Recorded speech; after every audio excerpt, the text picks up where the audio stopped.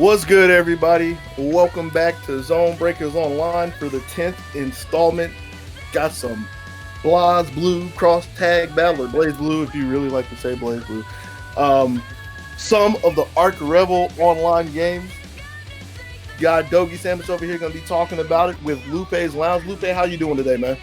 I'm doing good, man. Looking forward to these matches. I see we already got some good contenders waiting to play. How you doing, man?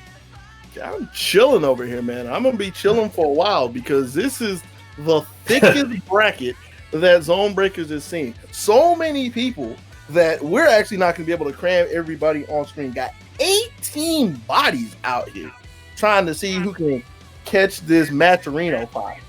Mm-hmm. Hey, yo, it's deep. Yeah. This is gonna be a long one. Uh-huh. I'm gonna try to see how much of it we can fit on the screen in a timely manner. And with that being said, they're kind of waiting for us already because they already got the first two people in the lobby ready to go. Gonna be some familiar faces. Gonna be ZoneBreakers' own Buck Sonny, trying to see whose head he can crack in with Yang and Adriel. Gonna be squared off against the Nebraska Florida man, better known as 402 Garfield. Mm-hmm.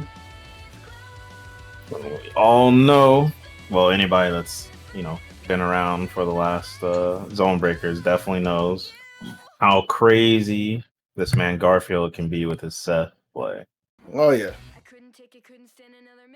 It's kind of funny that he's Garfield. His Seth is nothing like Garfield. Can't even spell lazy. One of the most active things we have seen throughout all of ZoneBreakers. Yep. But you're gonna have to tread lightly, or else you can see both of his characters explode in a fiery rage at the hands of Sonny. Yep. You definitely picked the right word there, because Sonny is an character explosion specialist, if you can call him that. Oh yeah. He plays no characters that can produce no less than 9K on their own. Mm-hmm. For sure. And something else that Sonny can produce, something that everybody can produce, is a little bit of help for this event. Because like you see on the screen, just like all the ZoneBreakers, just like all the tournaments you see in fighting game events right now, it's another Maturino event. So your code this time, ZBTAG10, ZoneBreakers tag 10. We made it to number 10. Take that with you when you go over to Maturino. Log in with your favorite social media. Plug that code in, and it adds 50 cents to the pot. Not your 50. It's Maturino's 50 cents. Because they're nice enough to just throw money at people, all right? And while you got a few seconds while everybody, getting themselves warmed up before we get ready to scrap, you can do a couple of sponsor quests. Add a little bit more of Maturino's money. And if you feeling like a G, like some G's in the chat already, like the great Gerard, the great Coach Annual, and some of the other people who've already done this, if you feeling like a G, you can donate your own money to the pot. Mm-hmm. Now, I feel like I've stretched this out long enough. Garfield is already squared up, said he's ready to go. Sonny says the same, as we're bringing you the first game of ZoneBreakers Online number 10, BB Tag. Here we go. Yeah.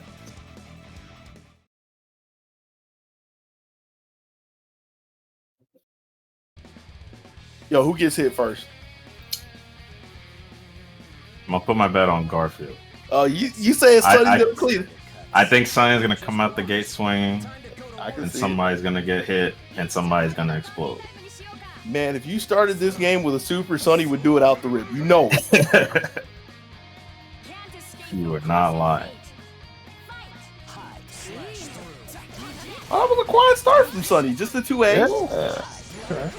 But as he comes in with the charge, he's able to force Garfield off of the meter. Or rather, coax him off the meter. It's not like Garfield opens him up with a counter hit. Yeah.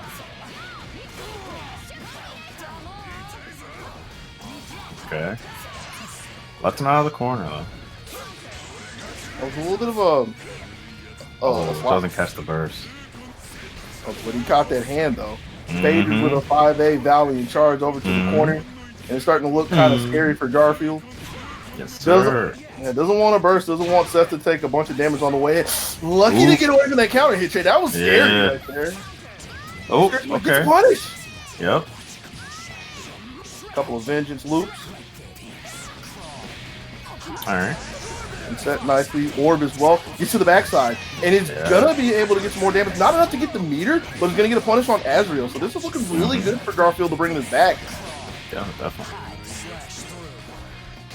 Pump the brakes. I don't think iBurn is activated just yet on Yang, if I remember correctly, but she's definitely in the threshold for it. Right. As soon as she comes in, we're changing the track. Yeah. Oh, there it is. It's your favorite song. I like that. That's the signs of a Yang player right there. He's gonna go ahead and take the time. Ooh. So That is probably it. it should be. It should have been. Let's just try to go for something fancy there. In the DP. Still doesn't res though. Yeah, there it is. Ooh.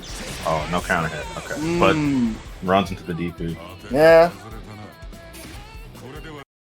Garfield had a little bit of a chance with a couple of miscues from Sonny, but not able to find the hit that he really needs to take it away. And Sonny's going to get the first game. Mm-hmm.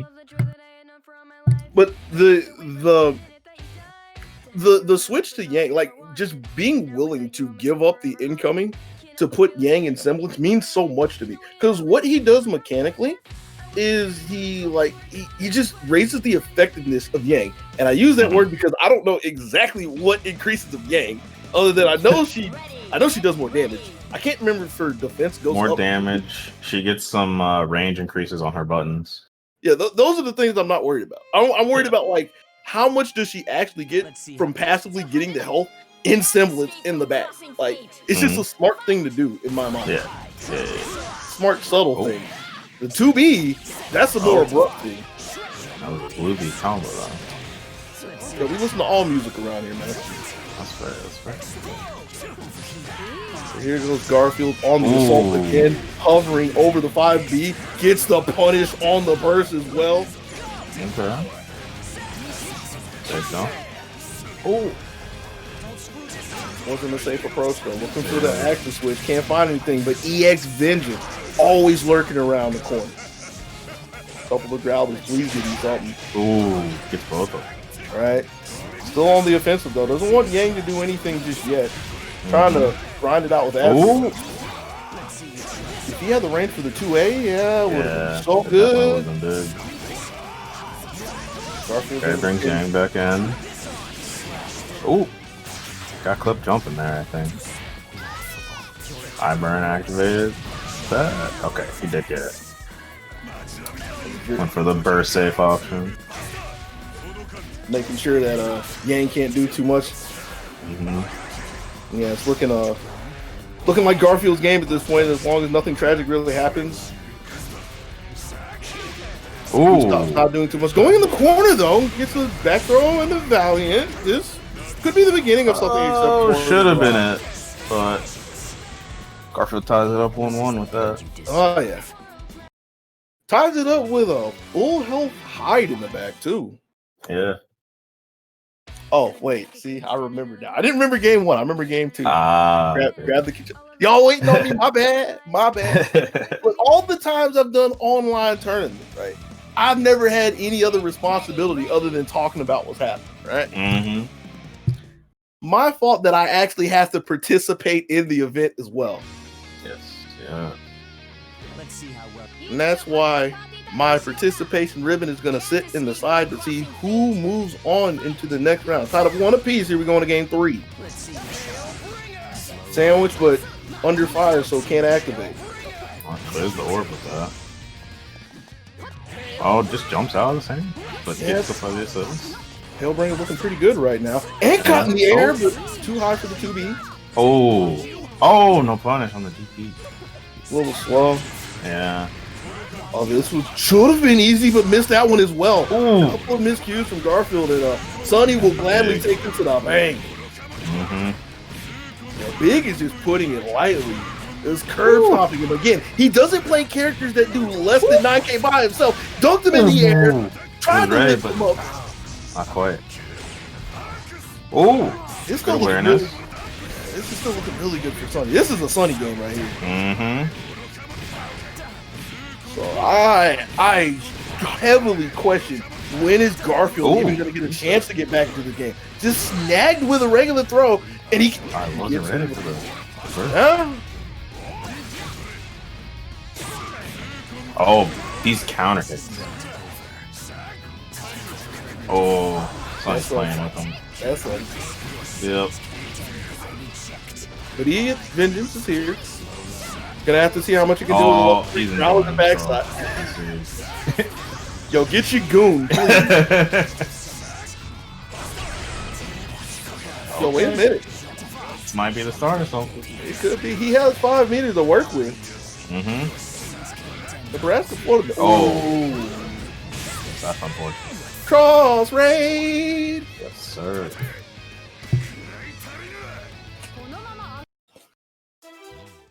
That was just too good of a start for Sonny in that game. Yeah. But I'm saying this like all is lost. I still have Grand Blue in my head, but this isn't Grand Blue. This is BB Tag. So this is a race to 3 games. Garfield still has a chance to get back in it.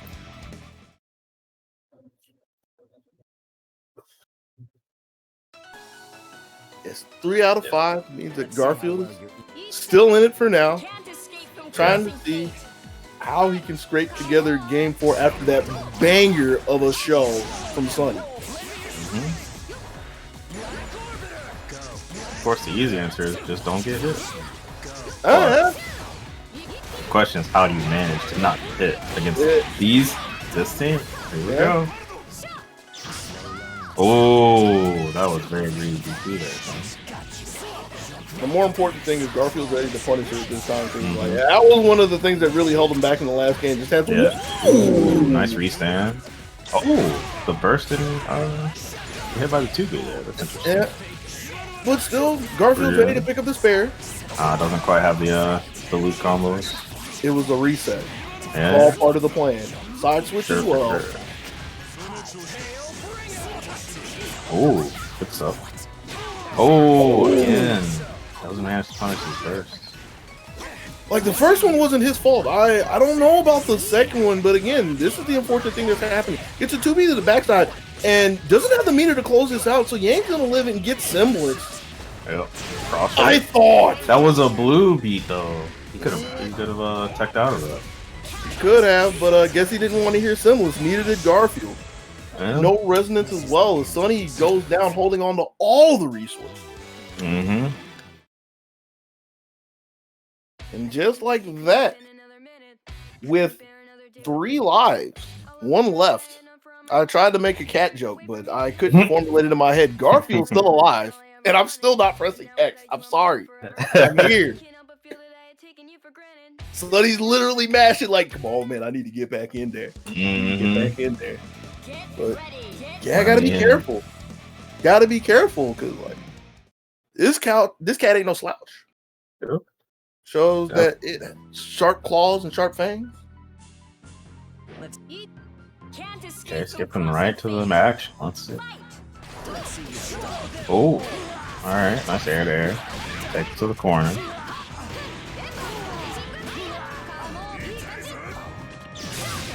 GG's though. Ooh. And I have to assume that Sonny was looking for a 5A right there. It was just a little slow on the draw. Garfield able to get in. Manages the armor with the 2V through the orb. Wow. Okay, just tag that real in. Raw tag. Yeah, gonna let Yang recover some HP, but Azriel's getting beat up a little bit right here. But the way that he's playing was looking good until he got hit, because he was specifically moving to buy time. Right? So it was panning out until this happened. Garfield in a pretty good position. Got to wait for the burst. More specifically, has to punish it because he's seen him coming. Yep. Take one more look. There it is. Yep. Easily fielded with a block. Alright, we got the same setup. Ooh, something new. Okay, manages to punish her this time. I'm glad you saw that it was new enough because that looked like the same train wreck over the last side, and Sonny got wrecked. But out of the fire into the flames, came up with 5A. Valor charge in the corner. He was looking for the reset again, but he got rejected. Yeah. Oh, no sandwich. Can he touch somebody? But oh my word! does that? Whoa. Yo, they this leaked just it became over a there. very volatile situation. I don't know if you want to resin Sonny's face like that. Garfield's still okay. He's still okay. Gets an orb out too, but that orb got taken away. Throw got deflected. Yep. Whoa. Whoa. I wonder if you wanted EX Vengeance there, but it was just out of meter. Possible. Surprised he got the block on the dash. Oh, so they're just waving his arms and the orb came through. Enough damage though. Doesn't use the meter, so still needs one to look. Oh, raw EX Vengeance. Probably caught the up back. This is the end you deserve. I'm honestly surprised that Sonny didn't let it rip, but Garfield just knew what plan Sonny was going to present any day of the week, even his favorite day, which is Saturday, and that's going to be Garfield hanging on 3-2. That was good stuff. What a way to kick this off, man. Yeah. Tight battle, tight battle.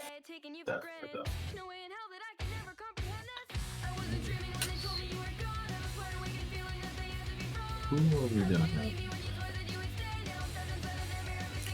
Who dare challenge the mortals?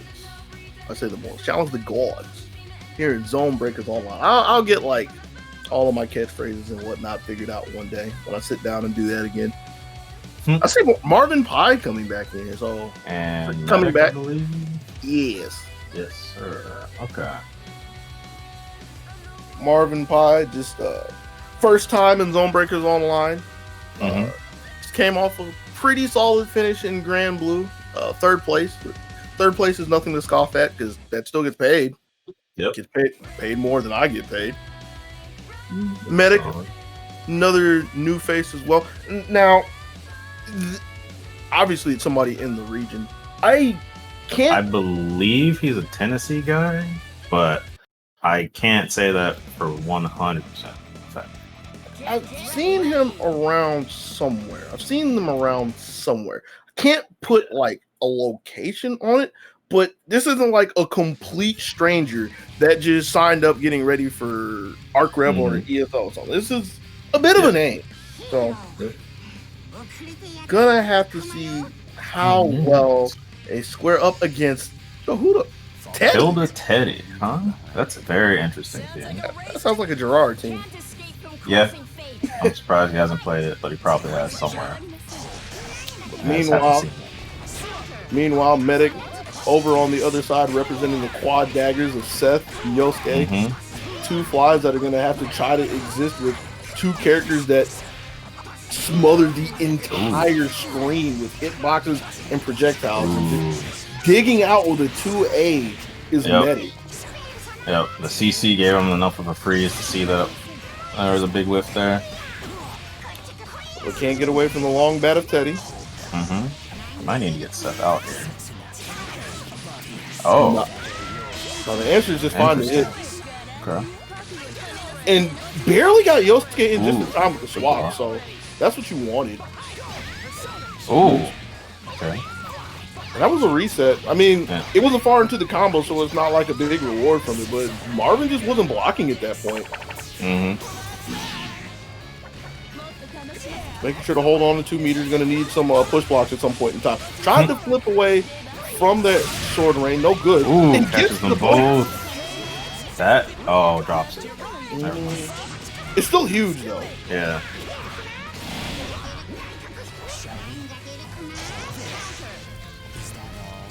I would have been so amazed if Marvin had to convert from that. Okay.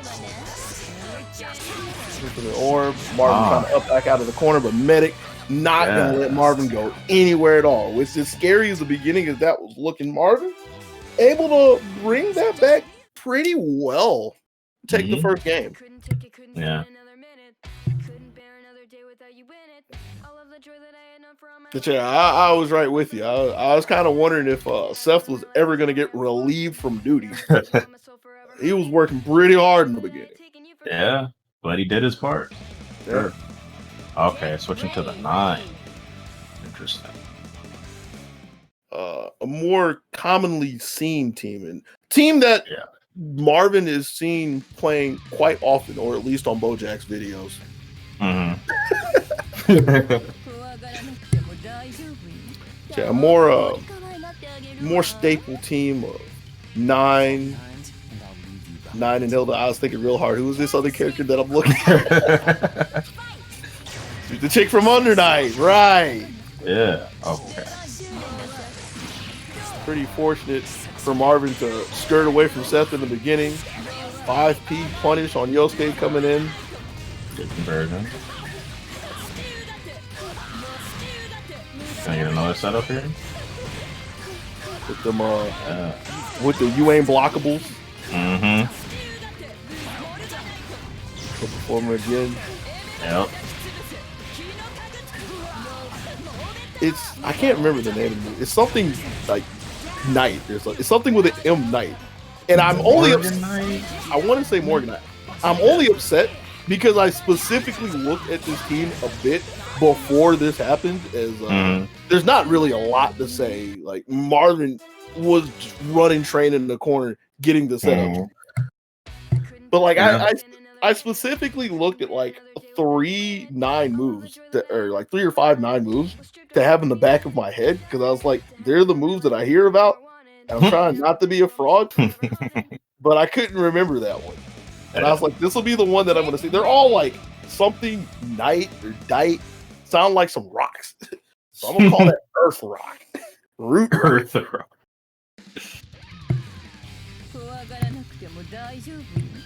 Fall behind and I'll leap. Literally holding Medic in place. Let's see if he can actually get to play this time. It looks like it. Yeah, This is a pretty good start for him. Moonsault's everything you can ask for. Just can't really bear down on 9 though is the problem. So we get closer and closer to the corner, start feeling really claustrophobic. V slasher. Ooh, teleports through. Okay. Ooh, just raw switch there. I guess he didn't expect Yosuke to be able to reach him. Possible. Still looking really good for Medic at this point. Yeah, nice block. Punish on 9 as well. Yeah. You got a lot of meter too. Yeah, MCC, but I mean, this not quite. was Yosuke already doing a lot of hits and Seth in the back eye. I don't think it was possible to get rid of 9. Ooh. Nice air to air. Not conversion off. So buys himself a little space, but then just eats the JC. Doesn't get a punish on Hilda coming in. Ooh. And yeah, that's going to be Yosuke going down. Seth coming in with a full bar, though. Oh, just gets hit by the bench.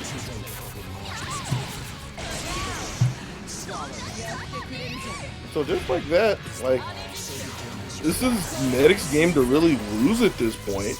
But yeah, got to find a way in. Ooh. Okay.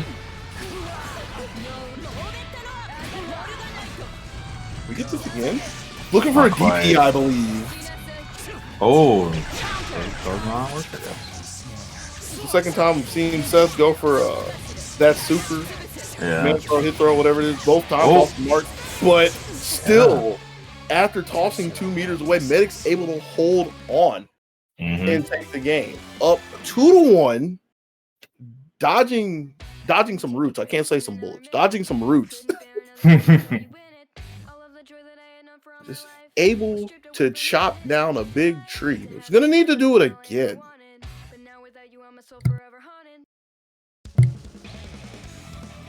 Okay, Marvin's sticking with the team. So I assume this is their main team? It's the one I've seen in the videos, and that's the one in the tag. It's the one in the faceplate. That's what I'm looking for. Right. Oh, this better be the It isn't always. That is true. Like, I have all platinum stuff, but I ain't playing that character.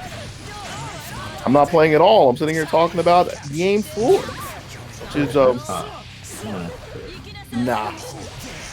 I'm all You right. got room for it. You sure? This one's kind of Yeah. stacked. Don't know how many more people you can fit into an 18-person bracket.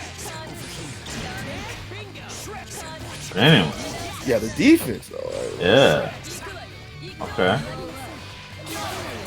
Ooh, Hey. big counter hit. Jay- Defense with no conversion, no. And a Tries to block. go for an unblockable stuff, but maybe not quite on the timing there. Right. Here But we still go. able to get the side swap with the spell as well. So that's still really good for Marvin.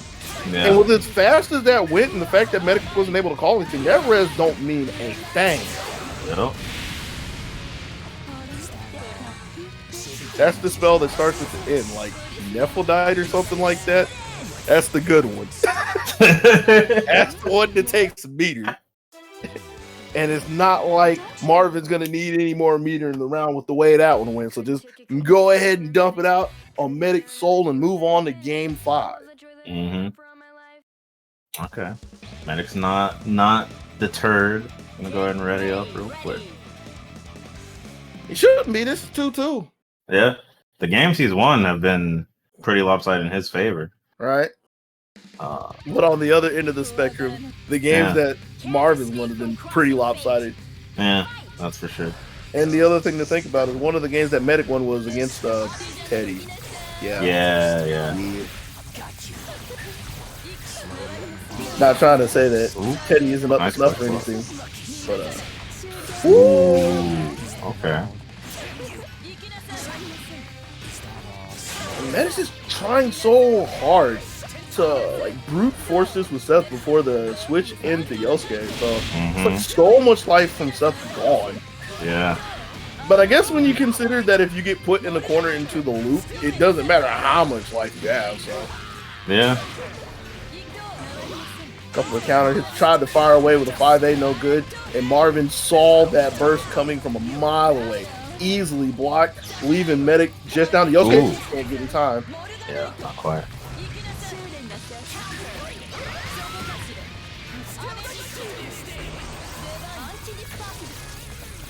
So level 1 resonance. Big counter hit though.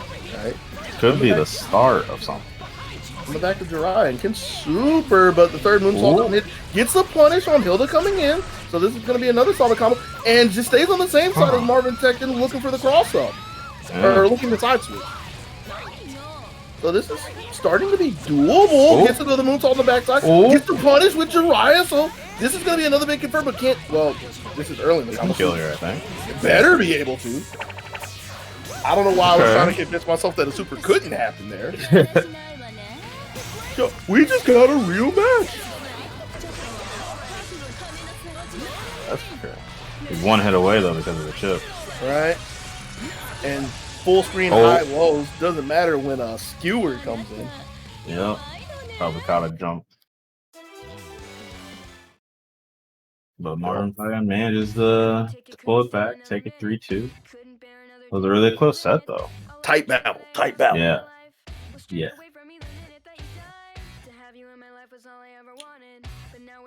Some good games.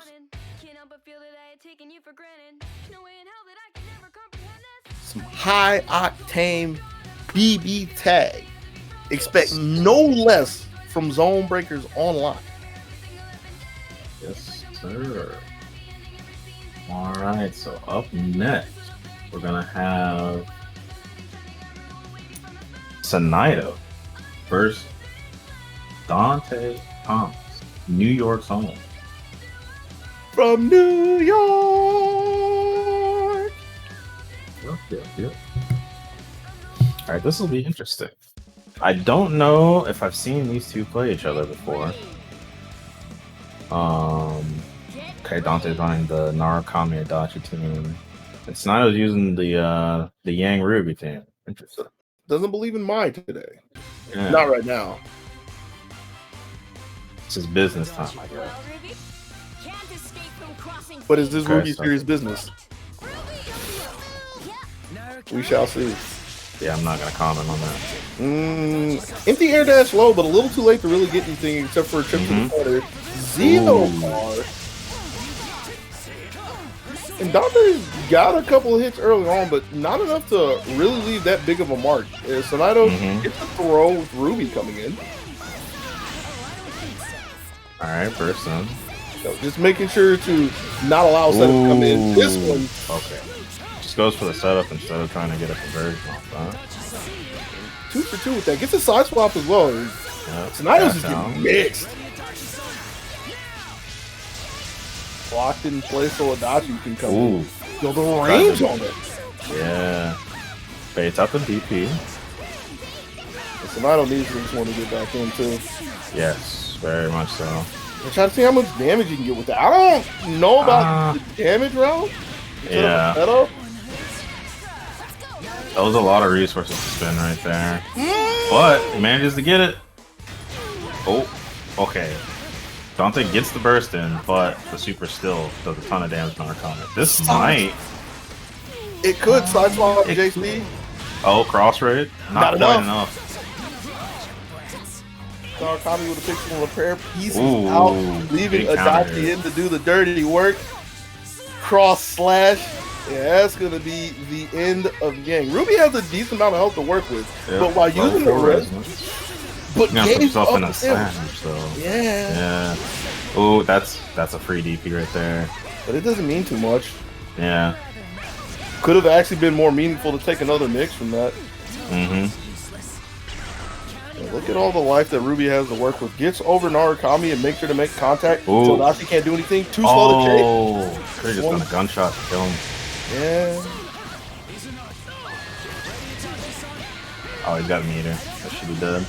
With the CC as well, makes it really easy. Just whittling down a little bit more, so there's no real question that the cross last is enough. This win is ours. I have to imagine Sonato's kicking himself in the backside for that one. Yeah. He actually, even though he was down to one character, he was in a good spot with Ruby post resonance. He had so much health to work with, but just didn't manage to take out the Adachi, and then kind of put himself in a bad situation. Sticking with the Ruby Yang though. Yeah, that's fair. I don't think he had a really bad showing on it.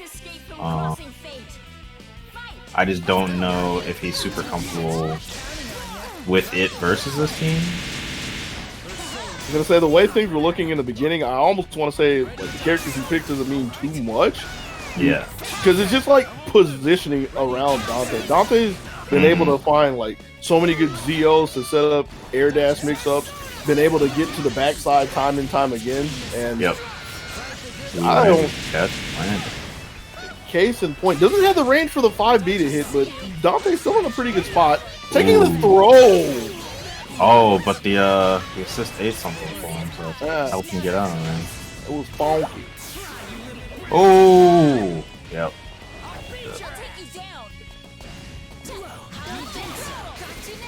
Dante, such a good position. Was looking for the 5A, doesn't get it. Slow. Taking the extended combo. Nice. Carting all the way over to the corner. And Sonato's going to retreat back in there. Going to have to take this mix up third time. Okay. What? Yep. Easily.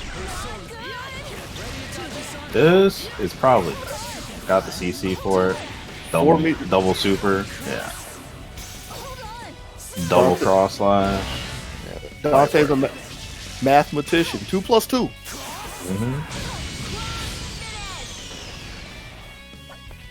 This is the power of our bond. Yeah, now that one's pretty brutal. Yeah, for sure. I couldn't take it, couldn't stand another minute. Couldn't bear another day without you in it. All of the joy that I had known for all my life. I get the feeling this is the Switch game, which and he's definitely at least looking at the character select screen right now. Yep, there it is. Get ready. The Yumi Mai coming out.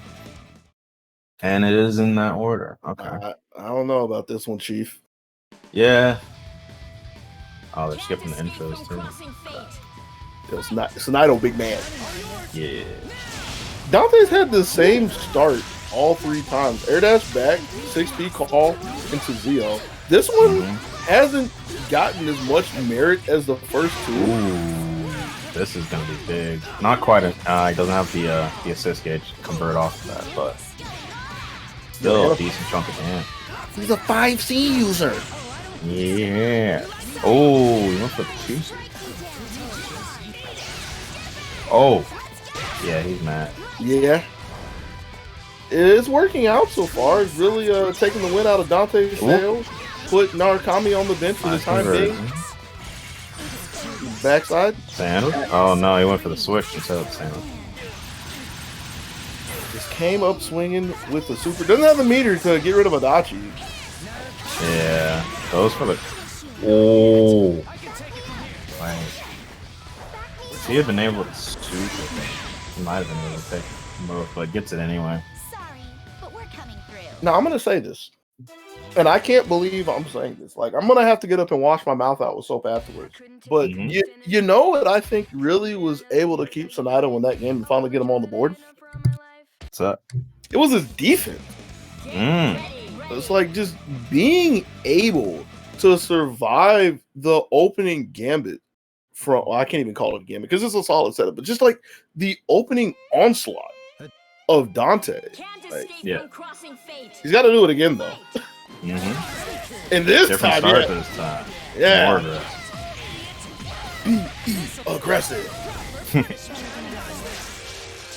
The Geo setup again, but this was a You little don't really high. have to worry about that one. Yeah.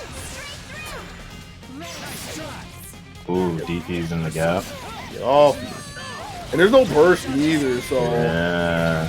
Yumi This might be a dead Yumi. just needs to get it in time. Shut Not down. quite. Big setup though. Catches the jump out possibly. Possibly. But this is another one of those.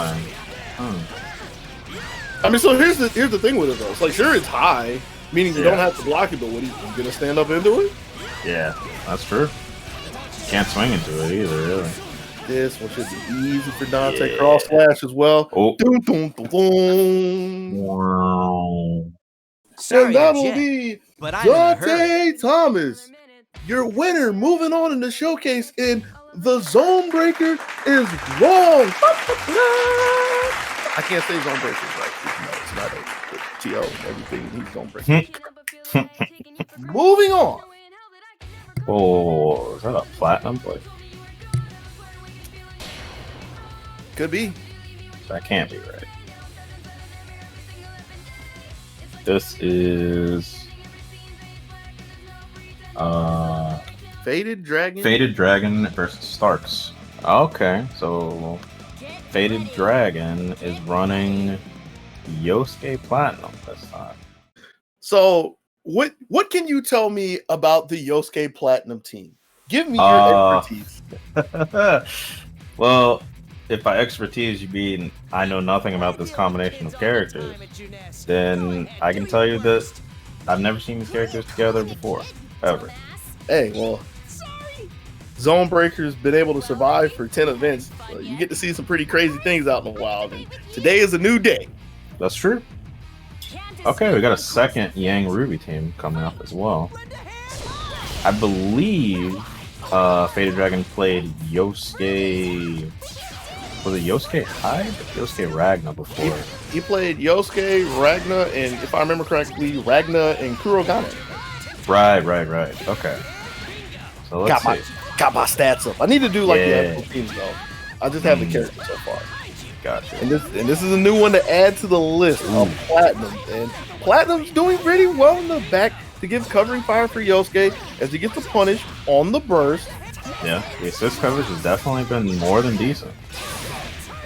Push block was looking kind of good for Starks, but not good enough to get away from the range of Yosuke. That's going to be another punish into the super. 2 more if Platinum needs to come out, which she does because Yosuke just don't do no damage.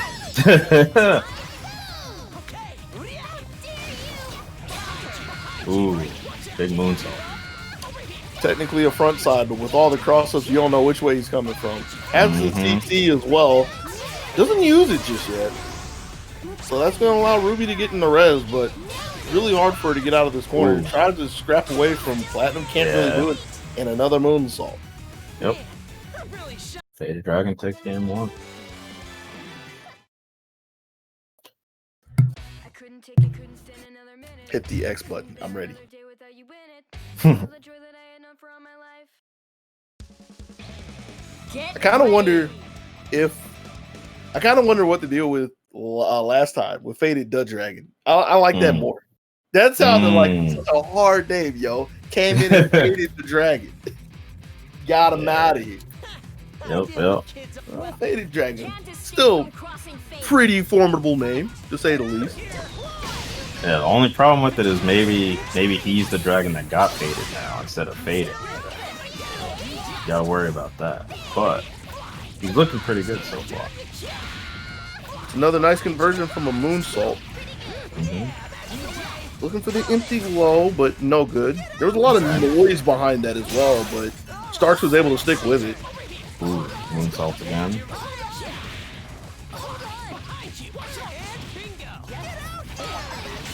Yeah. And see, that was set up from the last time that Dragon had that setup and faked it and went low. So Starks was really believing another low was coming out from the air dash. Whiff punish! Ooh. Yo, did you know that Platinum had buttons to rival R.O.B? Yeah, sure. Okay. You're the expert. You're supposed to tell me this stuff. Of course, yeah. Oh, that's not very good for Dragon. that's great for Starks, though. Hit the lottery. Yeah. And it's going to get the Gonna double spend it? down. Yeah! I respect it. I mean, a good chance to get rid of the assist bot. Why not? Ooh. Oh, not quite close enough. Yosuke lives to see another day. Ooh. Okay, that's... Oh, he didn't try to save Ruby. Ooh, just a hit. Semblance. What's the look going to be? Yo! Ooh. Platinum was going on the poster that hit. It's still the MVP move of the set so far. Moonsault striking again. Yep. Starks has definitely got to figure out how to deal with these moonsaults. And I have this on the tip of my tongue. I want to say it's kind of ironic that we're saying that with Yang sitting out there. It seems like just an easy thing to rip out of the sky with a 2B, but it doesn't look that easy. Like with the agility and mobility that Yosuke has in the air, it's probably not as easy as I have it pieced together in my mind.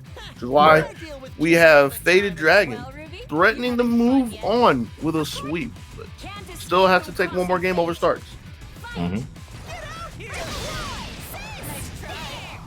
Bro, Yosuke Platinum. Never would I have ever. I wouldn't have imagined to see this at a local, dog. It's working, coach. Moonsault and the V slashers, catching Starks asleep at the wheel, gets another confirm on the ground. And that punt, he didn't even mean for that to really happen like that, but will gladly take it. Ooh. Just clip him, but nothing too big. Frontside moonsault.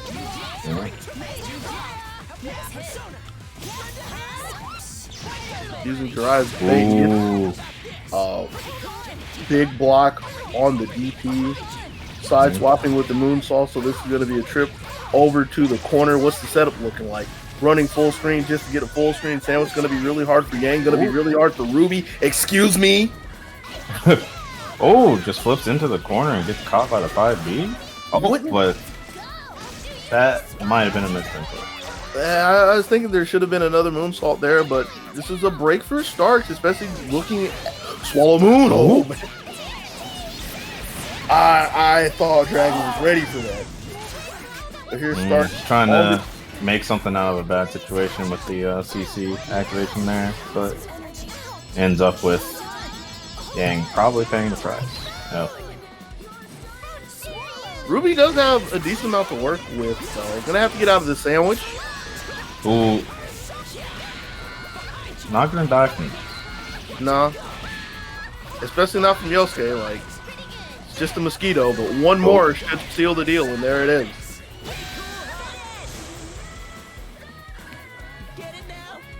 With having to look to this guy so many times, protect the neck from all angles, the last throw is probably the one thing that wasn't on Starks' mind right there. And Faded Dragon swoops over that game 3-0 and flies to the next round.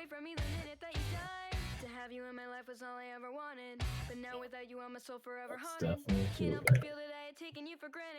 Looks like, okay, we're having the return of the champion. Raz coming in versus a new face. I believe Ishtar. I assume that's how you pronounce that. Ishtar, Zar. I wanted to throw a Z somewhere in there, like Z sound. Like, Ishtar is probably right. Ish is like the easy thing, or Tar, either or. Just a new face that we haven't seen in ZoneBreakers Online. Was able to take a first round win cleanly over Chunko 3-0, so not a slouch in any capacity. Just gonna have to see what Ish has to show us against the reigning champ Rezo. I'm just looking at Rezo's team right now. Yeah, I'm not sure if that's the intended team or something he was just messing around with on the side. It had to be intended at some point in time because it's there. Okay. That is the intention. Yeah, here's the interesting thing about Rezo. Like, I haven't been able to sit down and do this just yet because I didn't check, or I didn't put all the characters in for the first ZoneBreakers. Actually, I think I didn't. I just didn't look at the spreadsheet. But Rezo has the highest character count or the second highest character count. I want to say it's the highest. I believe that. Yeah. Let me check. The highest by a good margin, including Gordo and Nu. This will be 12 characters that Rezo has played in ZoneBreakers. And the closest person to him, I believe, is 8. Yes, the closest person is 8. Okay. Again, this is all people that have been on stream, so you know the numbers may be fudged by some people who took silent deaths on the backside, but I don't think anybody is coming up to Rezo at this point. Okay. I was kind of interested in seeing the Neo Yuzuriha that I saw over there, but we've got a Carmine and Easy-Oi, who I don't think we've seen an Easy-Oi player just yet. At least I don't remember. Checking. I don't have these in order. That's going to be on the next tab that I make. I want to say no. I don't see one. Pretty sure there has not been an Easy-Oi. Okay. I also haven't really seen these two characters played together just in general. So I'm interested to see what Ishtar's got to show us here. Also, Rezo with the Gordo Nu. Starting Gordo as well. Yeah. There's going to be a lot of... I was going to say a lot of scythes. Oh, there's one. Isn't this like Gordo Nu? Isn't that like 1.0 team? Like, I know this thing at some point in time just for that setup that we saw earlier. Can't remember what the command throw was called. Into the 6P. Simulation. Yeah. All right. You don't need names for instant overhead. Call it a normal. Gets flipped out the air with the switch. Rezo has 2 blue bars. Yeah. Rezo still has 2 blue bars. Ooh. Wanted it so bad and still gets it. Yep. Finishes it off with a perfect. Now, when Grand Blue ended, I was so certain, and I'm so certain every time, that that's going to be the end of perfect for today. Because it just, I never believed that it'll happen in BB Tag, but here we are. It's very hard to actually get a perfect in this game. How much, if you get tagged by anything or get chipped down, especially in Resonance, everything chips. So if you just get tapped once, with how much crap is on the screen at any given moment. Yeah. Very hard to do. Yo, it's just like, yo, I don't know if I'm built for that. Neo Yumi, Neo let's Yumi go. now. Okay.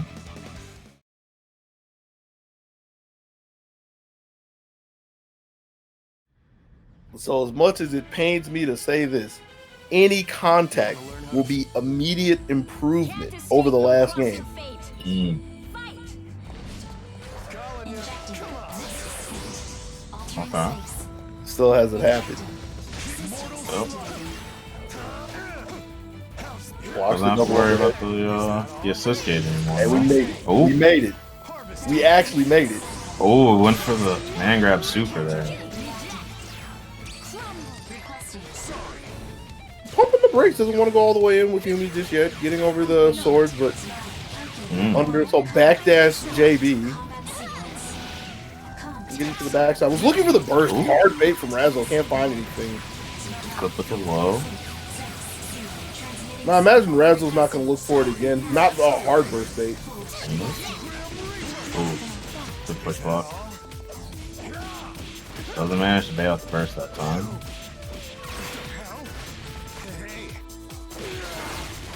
Oh, okay. 2A. Getting ourselves started. Oh, not quite a punish there. Ooh, tried to bag grab super, but the DP went through it. And then, wow, that was an interesting situation. Man, it be like that sometimes. Projectile count. But here's Gordo in again in the top side. Cross rate. Didn't need it, but looks really good, especially getting new in with more HP. So that was pretty much the most optimal thing you can ask for that point. He was able to get the super, not really the conversion afterwards, but I mean, this round is looking all for naught at this point, especially since this is Rez is on, but still gets the aerial raid. EX charge, not really good, but stopping Gordo from coming in with the second charge, but not going to be able to live from this. 2 meters on deck. That's going to be the end of me. Razzle up 2-0. But that one easily was more competitive than the first. I mean, that's an obvious thing to say because it wasn't a perfect, but even still, a lot more competitive. Finding a couple of whiff punishes, actually getting to play, but getting to play isn't enough against Razzo, as we see. Mm-hmm.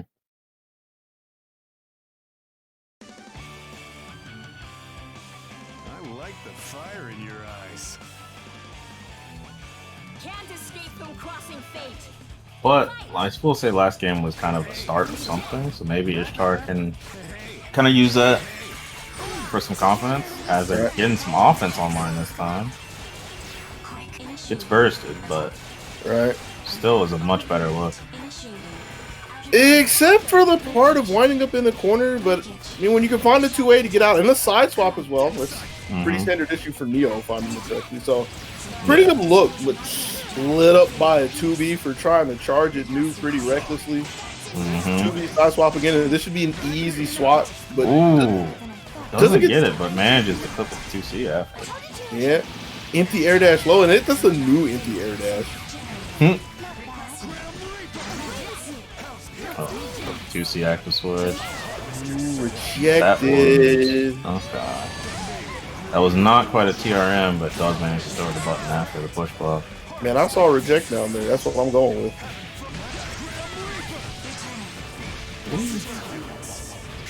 It's not going to have enough meter to close this out, but yeah, this leaves Ish in a really bad scenario. Empty jump assimilation. Empty jump with the air dash. The air whip, yep. Ooh, managed to use the throw to get around the assist call there. Yeah, Spike Chase was looking kind of scary, but yeah. I want to say this is looking like a hope for Ish, but it's only a level 1 res. Will force the burst at least. Goes for the YOLO command grab super there. Combat mode disengaged. All right, well, that's a 3-0 for Raza. Would expect any less from the ZoneBreakers non-champion. Mm-hmm. Oh. I couldn't take it, couldn't stand another minute. Couldn't bear another day. Who we got up next? All of the joy that I had known for all my life was stripped away from me. Looks like we're gonna have Yui versus Garfield, I believe. Yes. That's what I see on the bracket. Yeah. First time we've seen. Is this the first time we've seen Yui today? Yes. Yes. They have played off stream today, All right. but this is the first time we're seeing them on the stream. Sticking with the Chie Adachi, it looks like. Yui was the one that also had a Celica team, if I'm correct. Has Seth Celica, and this is the one that gets forgotten about. The Jube Batista team. Ah, I definitely forgot about it. That was from like 2, No, not 2. Because Yui's only been through 5 through 10. So it was like from 5 or 6 or something. Mm. Yeah, there's a Jube Batista team lurking in the corner as well. Okay. See, it's nice having these stats. I just got to organize it. Yeah. Somebody gotta have stats. But yeah. You know what we need a stat on, though, right? What's that? We need a stat on that Matcherino. See how much people have done it. You got to. Oh, no, you ain't got a second. But if you got another tab open, which it's 2020, you got plenty of tabs on the second monitor. If you haven't done it yet, hop over to Matcherino. Use the code ZBTAG10. Throw your 50 cents in the pot. Get it. Get back over here. We got a game going on. UA with the Chie Adachi that Lupe was talking about. Gonna see if they can take down the rough feline. Nebraska, Florida, man. 402 Garfield. Rocking that Seth and Hyde. Let's see how well your insulator cuts. Just watch. Time to go to work. Oh. Can't escape from crossing fate. Fight! Ooh, round start, run forward. Okay. Yeah, and they got shut down by a fadeaway JB from Adachi. Mm-hmm. Let's see Doesn't want to take a sandwich from that, but it looked kind of funky. Really? Okay. Interesting. And a dive in. Doesn't find Adachi manages to get the hit. Letting Chie take the ball, that sounds like something Adachi would do. Yeah. Command throw. Oh, and a power. Oh, yo! Here lies Seth. Yeah. Literally deleted from the game. He had a full bar. I'm pretty sure that Seth had a I'm pretty sure that bar was blue. Black and blue crew. Oh, I have to say this because this has crossed my mind as much as I don't want to say this. Mm-hmm. I don't want to try to put this, but yo, Chie straight up said blue lives don't matter. Oh, bruh. I'm sorry. I'm sorry, but tell me I'm wrong right now. You're not wrong. Let's see how. Leave that one right there on the table. Game 2. And you know Garfield's going to be looking for that setup again. Mm-hmm. Oh, that's not good. Not as bad as the last time Seth got hit, though. Yeah, that's for sure. Still here. Gets a burst in the hide as well. Meteor. Kind of wonder what. Well, it was just a switch to a Adachi. Because I was like, that just looked really funky. There wasn't even a low from that afterwards. Mm-hmm. But the tail end of 5. The tail end of Tomoe. I couldn't remember if that was a 4-3 or not. Mm-hmm. It's like this. Doesn't want to use the meter. I like the choice. Doesn't need it. Yeah. It's such a commanding lead. Just hold on to it. Ooh. Caught Garfield on the walk of shame, running in the corner. He was able to steal the corner. Ooh, got rid of Tomoe, but that's not enough. Yeah. the backside, but too far to do anything. Didn't even have the meter for CC anyways. Could possibly wait for an active switch. Speaking of active switches, there's one right there, but not enough to close hideout just yet. Orbital on the screen trying to take control, but Meteors reigns supreme. There and dies. Yeah. Seth on his own. Gonna be pretty hard for this because even though there's a strong res, hold on, wait a minute. Let me stop running my mouth. Couple of engines. Okay. He's out. There's the res. But there's not a lot of life that Garfield can get back is what I'm kind of worried about. Chased up in the sky though with a DP, looking for the command throw no go, but now is Yui's time. Took up fourth. Quite clear. Wow. And the 5C! Just too high in the 5C.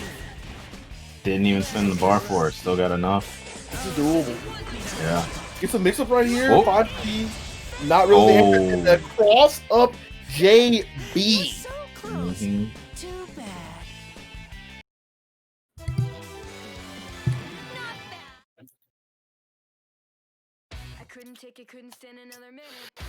Imagine how much closer the game is when you actually get to use both characters. Yeah, that was quite the improvement over the last. Yeah, when I'm not saying if, but when there is the highlight reel for ZoneBreakers Online, that's got to be up there. Like the top 10 plays of the week or plays of the whatever. For sure. That's got to be up there. Sure, our people are already on. And by our people, I mean our expert. Game 3. Dachi coming in? Yeah. Cross. Yeah. And I can't really remember Garfield ever having a chance to cross combo that much in the set so far. Which is like one position that he really shines in. But it's just so hard with the control that you had. Nice block on the fuzzies. So this is a chance for Garfield. But the problem is no meter. Cleaned up as well, left in a sandwich. And that push block would be a trip over to the corner, so wouldn't be the greatest. Still able to survive and get hide in with a burst. And that's another thing to consider. Get off me. It's another thing to consider. Is the fact that Garfield's having to push block so much, or trying to push block so much, never really has meter to get anything done. Takes the air dash, tries to burst away, but not close enough to Tomoe to stop the 4P. So this is going to be a confirm, and 2+2 should get rid of Seth, if it's even needed. Yeah, it doesn't even need it. The 2V. Baits the burst out, but jumps a little too high. Right. Counter throw. 2 more meters as well, so this is 2+2 again. But again, gets to save 2 for the next round. Yui moving on 3-0. Yep. Yeah, it's like, for all we were talking about, like the trials and tribulations of Garfield just trying to survive, those were 3 really solid games from Yui. Like, just thinking of all the times that like Adachi was able to put really meaningful Zeos out there, and I'm kind of stretching this, and it sounds like, oh, that's an easy thing to do, but like considering earlier we were talking about like really high Zeos that aren't the most threatening things, like ones that like are in good positions though, where either Chie can look for a mix-up or easily swap into Adachi to let him take point, just really able to weave between both of the characters. Like that's really the ticket to Yui's success in that set. Right.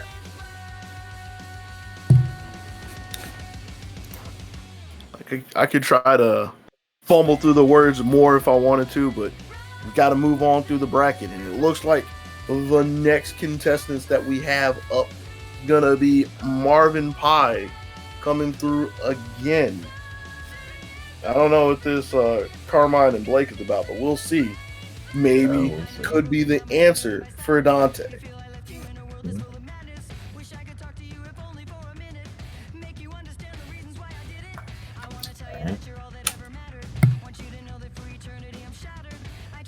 So let's see.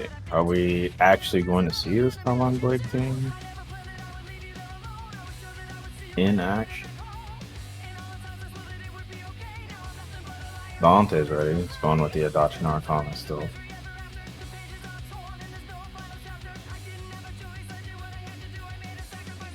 I wonder if he still plays Hyde. Oh, if Dante still plays on? Yeah. It's not like I keep close tabs on Dante or anything. So it's been a long time since then, but it's a thought on my mind. Yeah. On the other end though, like you were hoping for Carmine, you got more 9 in Hilda. Adachi-san. Can't escape from crossing fate. So while there is a lot of long-range stopping power coming out of the likes of Adachi and a bit of Narukami, the real question is going to be getting away. I was going to say getting away from 9 setups, but with Hilda on point, already doing half-life to Adachi. Right? It was a bad switch, though. Yeah. Ooh, man, just to catch him. With Scarlet Vein. Yeah, I remember. Yeah. Go me!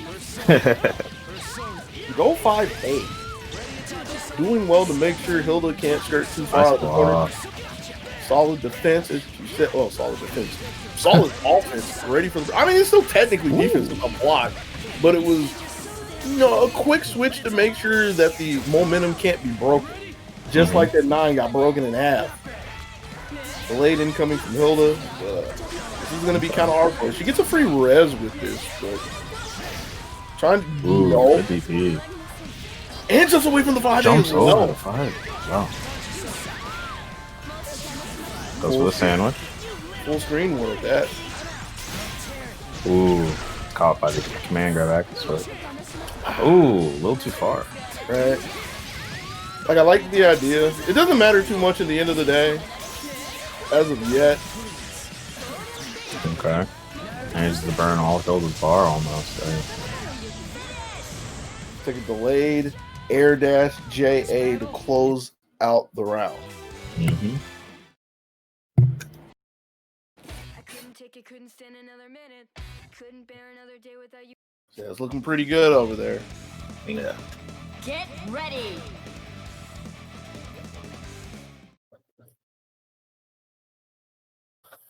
Marvin started out pretty strong that game. It just kind of ran away from him at the end. Yeah. Or near the middle, I guess. Just wasn't really able to pin Dante down at any point in time, so.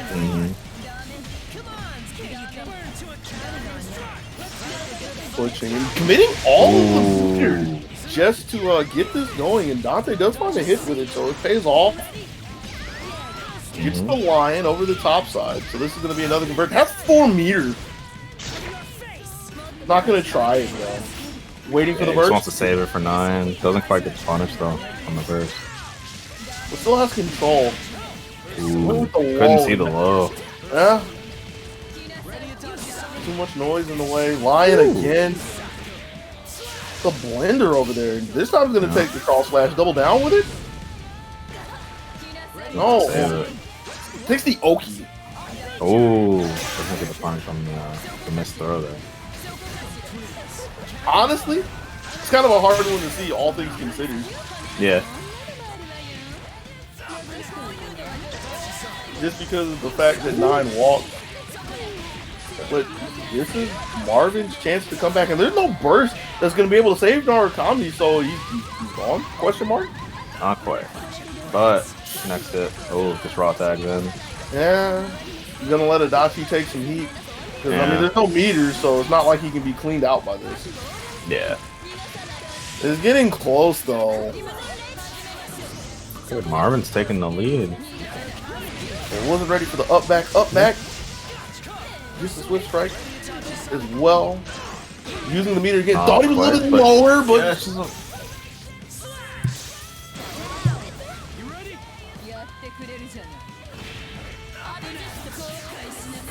Yeah, yeah, it was looking kind of spooky over there.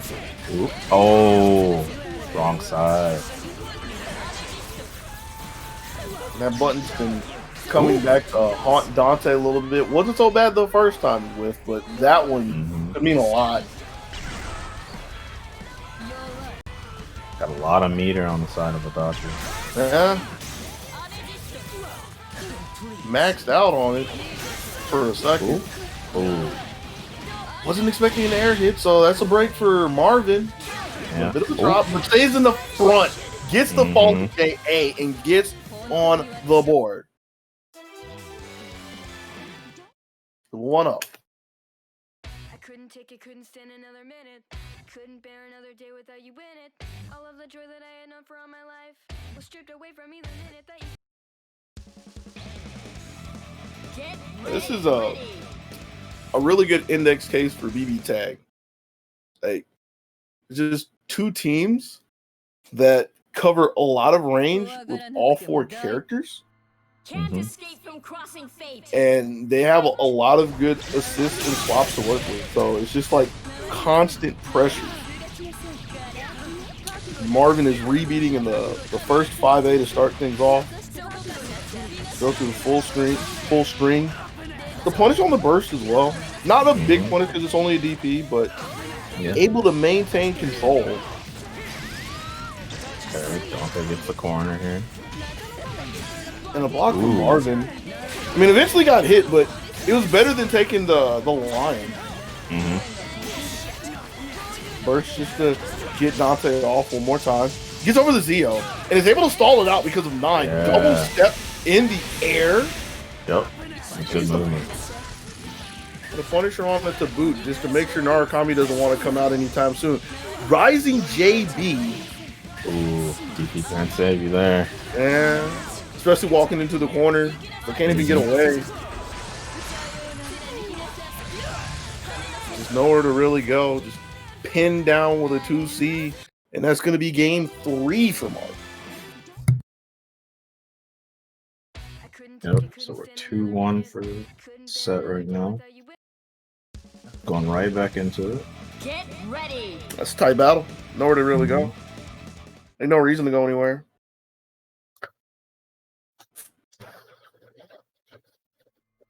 These are the kind of games that Can't escape from when people talk about like momentum games and everything, like again, index case. A big thing that's kind of panning out for Marvin is just being able to find the crucial blocks against the active switches and CCs. Because I'm thinking of the times that I'm saying that Marvin's able to find the block on the Lions and the lows as well. Case in point. Yep. It's really opening the gap between the two. Gonna have to take a sandwich. Wasn't ready for the active switch Zeo car, but it's a burst. Ooh. That's Pennsylvania. gonna be the end of Adachi? Yeah. Easily. Ooh. Ooh. It gets over the hill. Spot. Yeah, but gets over the hill to assist. Baits out a throw tech, but wasn't really in a position to punish it. Oh, he really wanted the DP there. Yeah, it's gonna Now pay. he's in a pretty bad situation. Resonance. Gets out? Yeah. Gets clipped by the skewer, but that's way worse than what he was looking to take there. Yeah. But Yeah, without a partner to like actually take control with him, this is looking rough for Narukami. Last chance in a sandwich. ooh. Surviving for now. Ooh. Those are some good blocks, but you couldn't block forever. Right. Can't block forever. Especially when you have a character that has a full screen 50-50. Strong 50-50. Strong 50-50 to move Marvin up to winter semis. I don't know where I'm going with that song. That wasn't even blues. That was like Browns. So, like, I don't need to say a lot about that. Like, that was it was what I said. It was two really cohesive teams that take control whenever they get momentum. But when you're able to find the blocks that you need, like that's where you get to survive through the resources and put your own out there. But again, that's a match in the past. We already got the next one on the table. Grand Blue champion, number 2 in ZoneBreakers 9 for BB Tag, Jan with 40k with Walled and Tager, trying to see how they size up against Faded Dragons, Yosuke, and Platinum. Yeah. Looking forward to seeing this because Jan's obviously a crowd favorite when it comes to a lot of games, but this one too. But wonder how much he's had to deal with the Yosuke Platinum, specifically the Platinum part of that team. Yeah, I wouldn't be surprised if it was a never for this, but one of the things that's still going to be hard for Dragon is the fact that the characters don't do enough damage. Like, Wald is dying somehow, but think of how many hits had to happen so far. There have been 3 guesses, and Wald is still standing. He gets to sit in the back for Tager. If he lets him sit back there too, he's going to be back to half HP. Right. Pulled out of the swallow. Right. Yeah, I don't think Jump ever. the super. Yeah. Nope. Rude. Okay. Doesn't lose anything to it. And that is the B Commando. I forget the name of it. I do know that's B now. I went and did my homework. Again, go me. Caught in the air. Was looking for sledge. No good. Yo, Yeah, just gonna keep charging the sledge. Just wait for it to fall into it. Ooh. Okay. Tired of this gnat flying around your lemonade? Yeah. You got the Sunday paper out trying to swat it. Yosuke's still in here. Yeah. Has some meter to work with. Ooh. But runs into the bug zapper of Tager DP. So now has to start over again with this Half-Life wall that's been cooking in the oven. Frontside moonsault that missed the conversion. So 2B punish up top. That's Let's dead. go. Better be. You got 4 bars. That's definitely good. I mean, Even without it, he might not need it. I mean, there could have been a drop. There could have been. There could have been.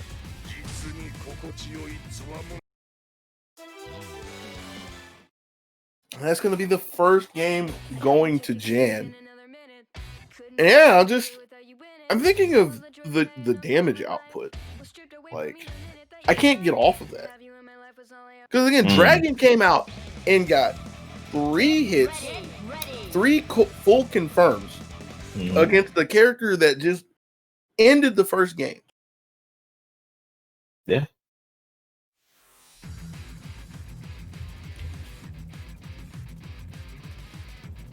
The health to damage ratio is clearly not in Dragon's favor here.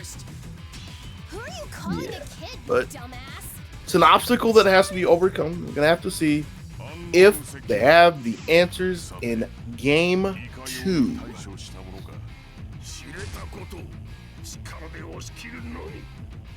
Yeah. I wonder how this is for Wald specifically. Well, it starts out pretty strong, but I was gonna say that a lot of that game kind of was on the back of Tager making that comeback at the start. That is true. So I wonder. But Jan's kind of running things this game. Right. Got a lot of information in the first game, so doesn't have to look too hard for Yosuke. Trying to close out Platinum, doesn't get the collider, but doesn't really need it. Able to pick up the spare a little later on, and yeah, this one's looking really hard. Didn't even say the command. Like, I mean, any punish would have worked on that, but I thought that just screamed commando at that point. Jan got caught reaching there again. You might have to get Taker out of here. Surprise! All right. Well, he gets him out eventually. Right. Dragon is trying to let them wings spread. CC doesn't want to take it just yet. Looking in the skies, finds a 2B, but doesn't get the confirm from it. Still in the really good position is Jan. 2A caught the up back, and that should be all she wrote for game 2.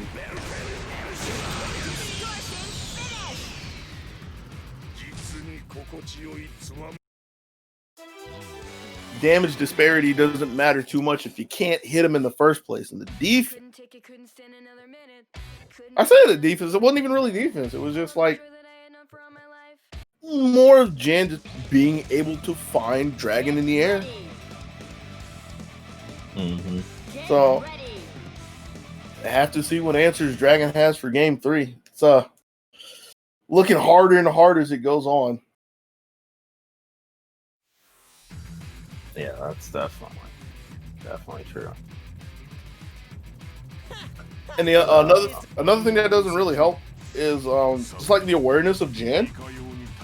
So like when he gets the hit, like I imagine it just feels so daunting to try to slot a burst in there and not get your back character blown up for it. Yeah, but I mean, when you bring your back character to the front line and she just gets like, lit up, don't really have to think too much about it. But all right, here's a start for Dragon. Gets the moonsault in the corner, steals it away from Jan, but y'all, this man stood up and was like, 2B or not 2B? There's no question. Just the backside with the moonsault. Shut down second 2B, gets the punish on the burst with Platinum, so this is looking a lot better for Dragon. Staying front side this time. I was expecting Jan to take in the corner, but Jan fades away, gets the JA on the way out as well. It gets a big punish, bringing Yosuke in with the JB. With the Magnum. That's a big conversion. It is a Yep. My bad. How did I think Yosuke was ever going to live through that? It's okay, you had faith. Let me tell you about this faith I have in this Platinum. How much? Decent amount. Still has, it's dwindling very fast though. Especially since Jan actually found that 2D. I have no more faith. Yeah. 11K free super, almost 12K. Yeah. That was a big one.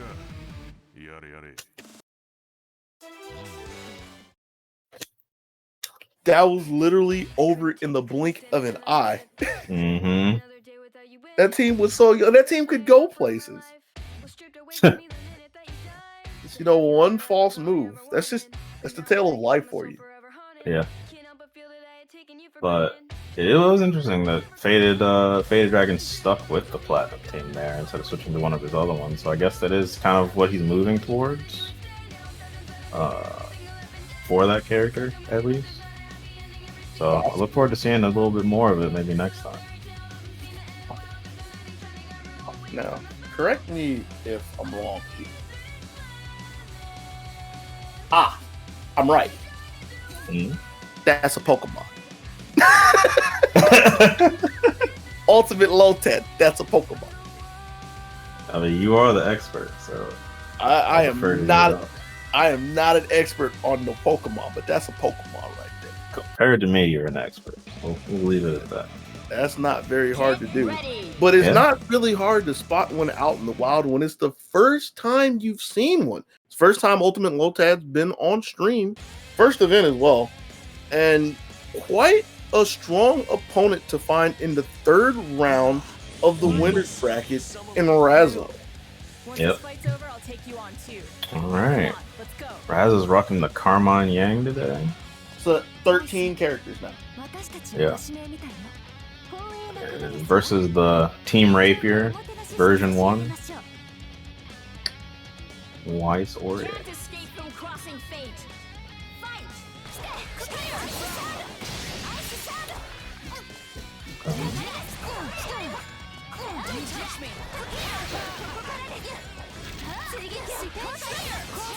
A lot of assist call, just trying to find the hit. Gets the unblockable. Alright. Looking for the DP and can't find anything.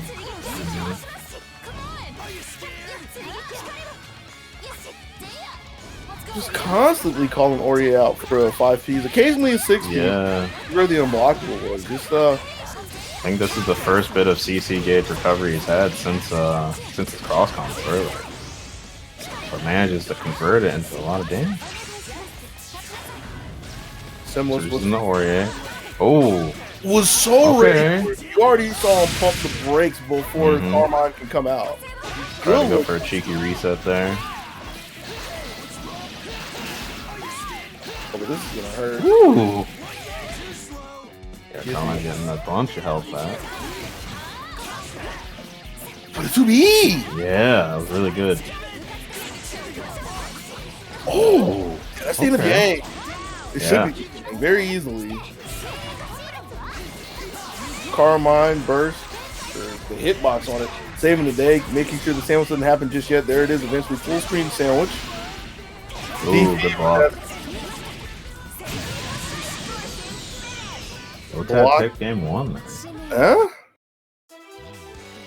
I mean, it was starting to get away from him in the end, but still, like, with the way things were going in the beginning, really good. Yeah, for sure.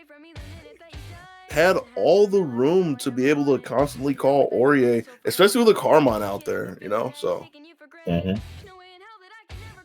always envision Carmine as a character that just commands so much screen space, especially on the ground. Yeah. This is already making the gears turn in Razzo's head and switch characters, and this is more of what we expect out of Razzo. One of his three titans, if you say. Right. Switching back into the Hawkman comp.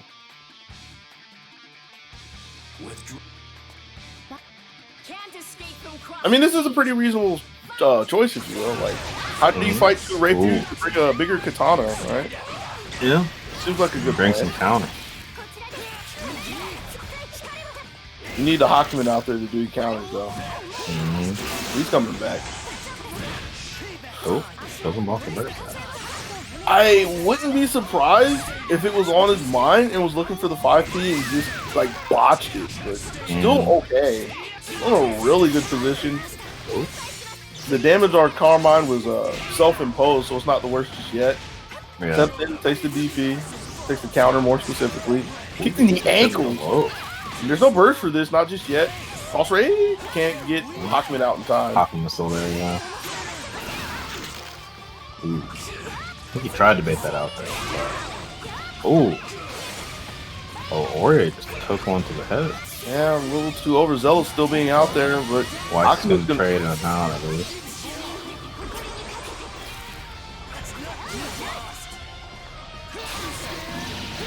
Ooh. holding up back against the glyphs, no fear. Mm-hmm. It's a decent amount of life back. Gonna push the issue now. Gonna take. Ooh, tech forward. Into the Astral? Yo, let's go.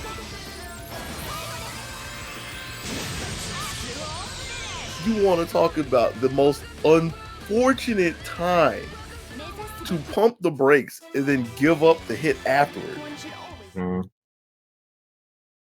That was like the only way Carmine was getting out of that game too, and there it is. Yep. Speaking of game 2, the new blood, Ultimate Lotat. Yeah, it's coming out swinging. Huh?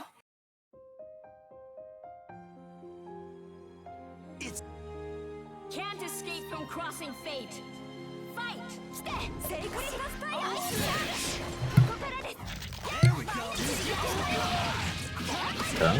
Oh yeah, again. Big happy birthday.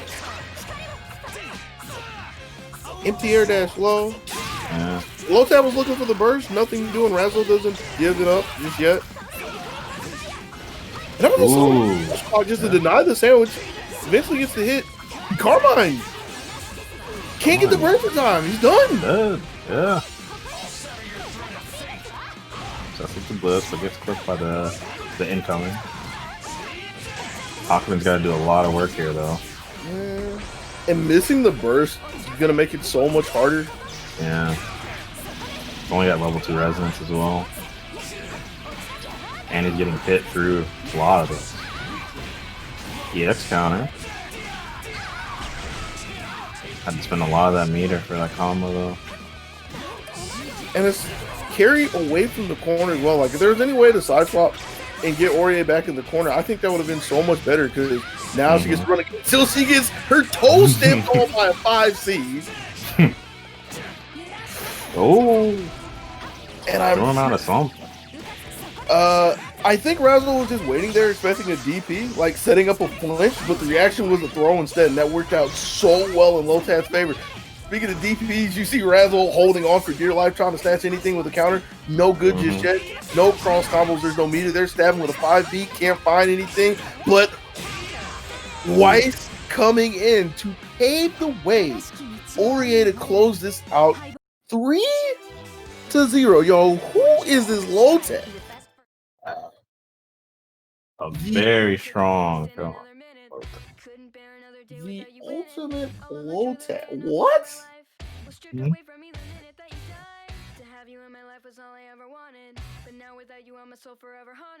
Is flying through the winner's bracket with those two Hornets.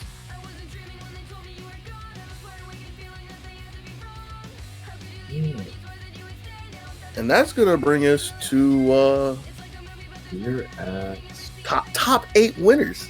yeah. Is there enough people to actually make a big deal out of that? I guess so. We technically do have a top 8 bracket.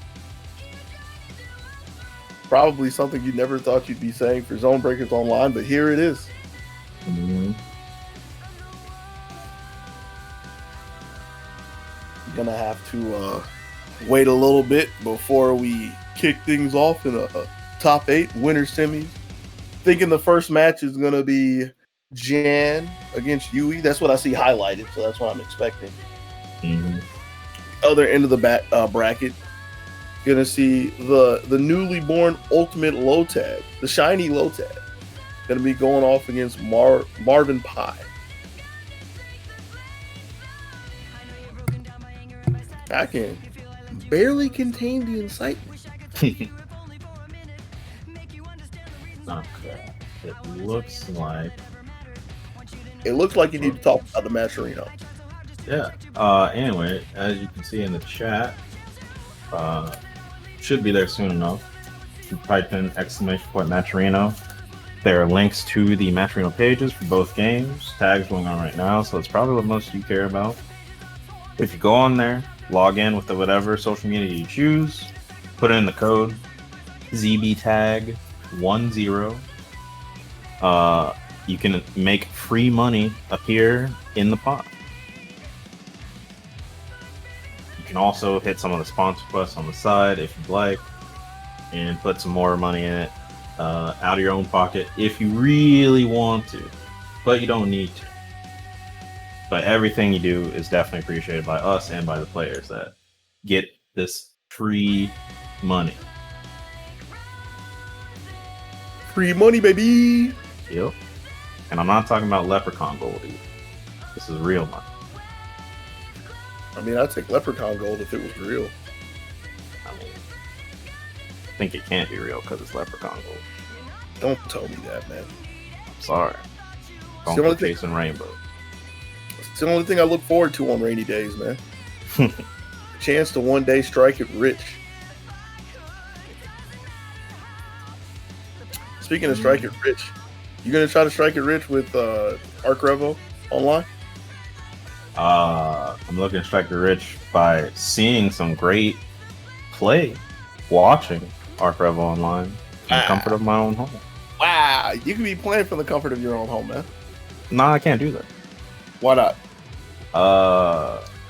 See what had happened was I'm a Gundam player now. Excuse me? So we playing tonight? Why not? Because we have to assemble the goons. I can find some goons. All right. You can find some goons. It's harder for me. It's harder for me to find goons. Okay. We can talk about that later. That's not important. The important thing is the surprise that got thrown in front of me. The Lotad is back, trying to see if they can evolve into a winner's finalist against Marvin Pie.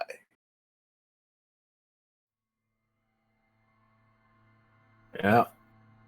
Hopefully they didn't expend too much energy on that Swift 3-0 they had against Razzo, because this is another killer they got to go through in their debut. Actually, this is both of their debuts, I believe. It is for ZoneBreakers.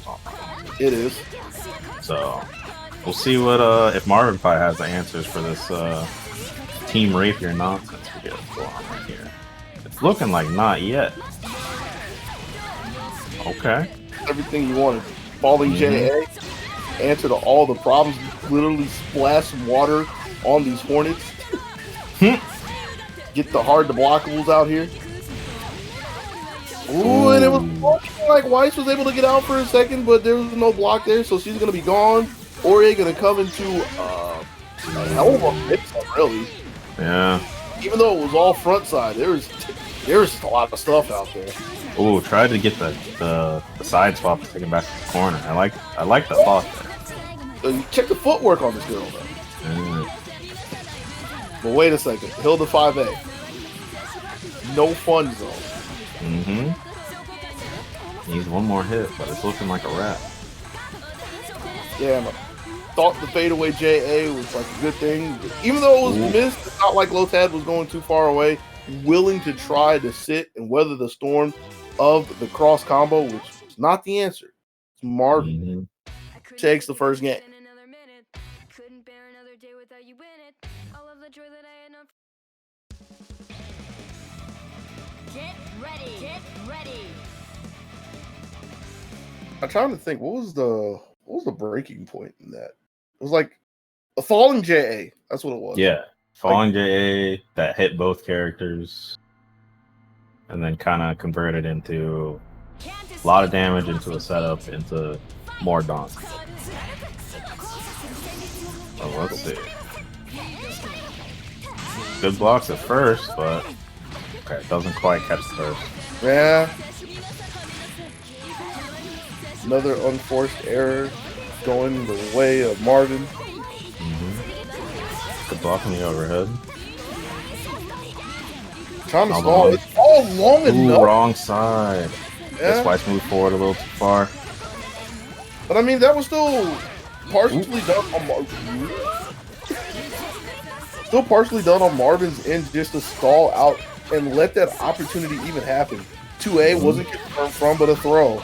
So this is a bit of a start, but gotta wait for the burst. And here's Hilda. Screen overhead. Yep. But another throw. Lotad's been switching to throws lately. Technically, especially with this, not going to try to close it out. He's going to challenge the burst. But it doesn't happen. He's looking so hard for it, but it's not there. It's a raw tag. Yeah, wasn't ready for it. You can almost convince me Marvin wasn't ready for that. But just had to play to go for a throw for whatever reason. And was looking for another one, I believe. Okay. Oh. Push blocking the EX thrust. The assist coming through. Oh, big drop though. And you have to believe another divine thrust is coming across the table. Full screen? Oh, but it doesn't have to right? That was interesting. Man. That's one of those scenarios where you see somebody furiously log on onto their computer, get the hitbox viewer out. Like, yo, the rays go off the screen. How? Not high enough. Clearly. Not high enough to rain on Marvin's Parade. They're up 2-0, trying to get into a winner's finals. Can't escape from crossing fate. Fight! And this is actually a better start for Marvin. Doesn't take like the initial. Yeah.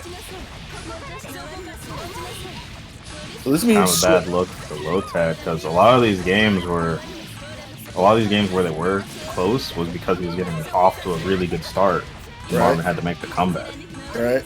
or just even getting pressure, just like in the second game, getting a set sandwich. Yeah. But now Weiss she can barely take another hit. But still making something happen, gets the fuzzy. Yeah. I wasn't ready for the burst though, and so 9 gets to come in. Ori gonna have to see how much work she can do to bring this back. Not looking good so far. Jumps in challenges with the JA. Yeah. Keeps clipping him, but not quite converting off anything yet. It's away from the 4P. He gets out of the corner too. JA off the mark, but it's heckin' buttons. Arcs is special. Yep. Low. And with all the fuzzies that have happened, it's a good time to go low, but Marvin with the defense. Okay.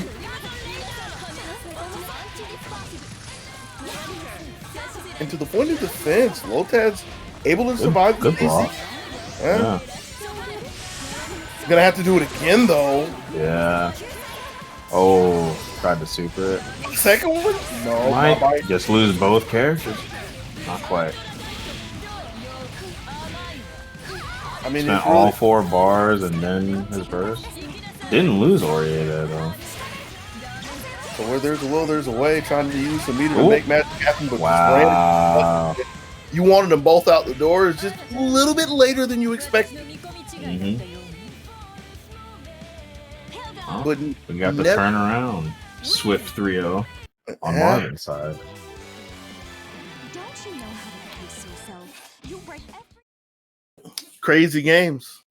And again, it's not like they were games where Marvin was in complete control. Like the first 2 games were scary out the gate.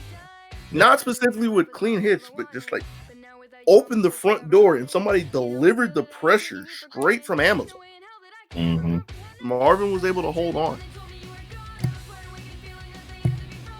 But something we'll have to take note of a little bit later as Marvin's sitting in winners finals looking to see who they will square off against between the likes of Yui and Jan. Now, this is a match that we've seen a couple times throughout ZoneBreakers.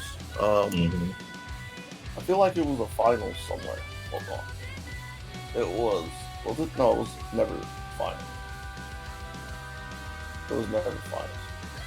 But I know at some point in time, deep in a bracket, I have talked about the fact that Yui has to hit power charge combos to cut into the health of Jan's 40k. I remember that. It didn't really pan out too well, which is why I imagine we're seeing Yui with 2 new characters. 2 new characters. I believe so. Yes. Yes. 2 new characters, 1 new team. So this is the 4th team that Yui has. Yumi Carmine. It's a good amount of damage. A lot of unburstable damage too. Yeah. Some decent range, which is pretty important against the likes of Wald. Really against the likes of both. Because even though Tager doesn't have like the longest reach directly, you always have to consider colliders or spark bolt at any point in time. Or that thing as well. I still forget what button that is. I think it's JD. Jump magnets. But it's not as good as Cross Raid. Ooh. Can't get down in time to punish it though. Ah, big sledge. Yeah, big sledge. Big sledge. Okay. Tool said he got all the tools.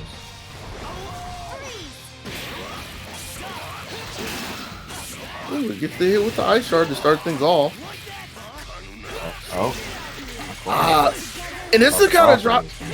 Yeah, that's the kind of drop that, like I've mentioned a lot of times, seeing Carmine is really the unfortunate one because of the line. That's a cycle. That's so huge. Yeah. But it's he okay. needs a health vest. Taker's still gone though. Yeah. And Carmine's in the back, so he can definitely heal up a little bit, assuming Yumi doesn't get murked real quick. Yeah. Cross combo though. Spending a lot of self going. That was a hit on the front side. Carried over to the corner. Can't use the super because that's not the res character. That is Wall trying to come in. Do it again, yeah. 5C power.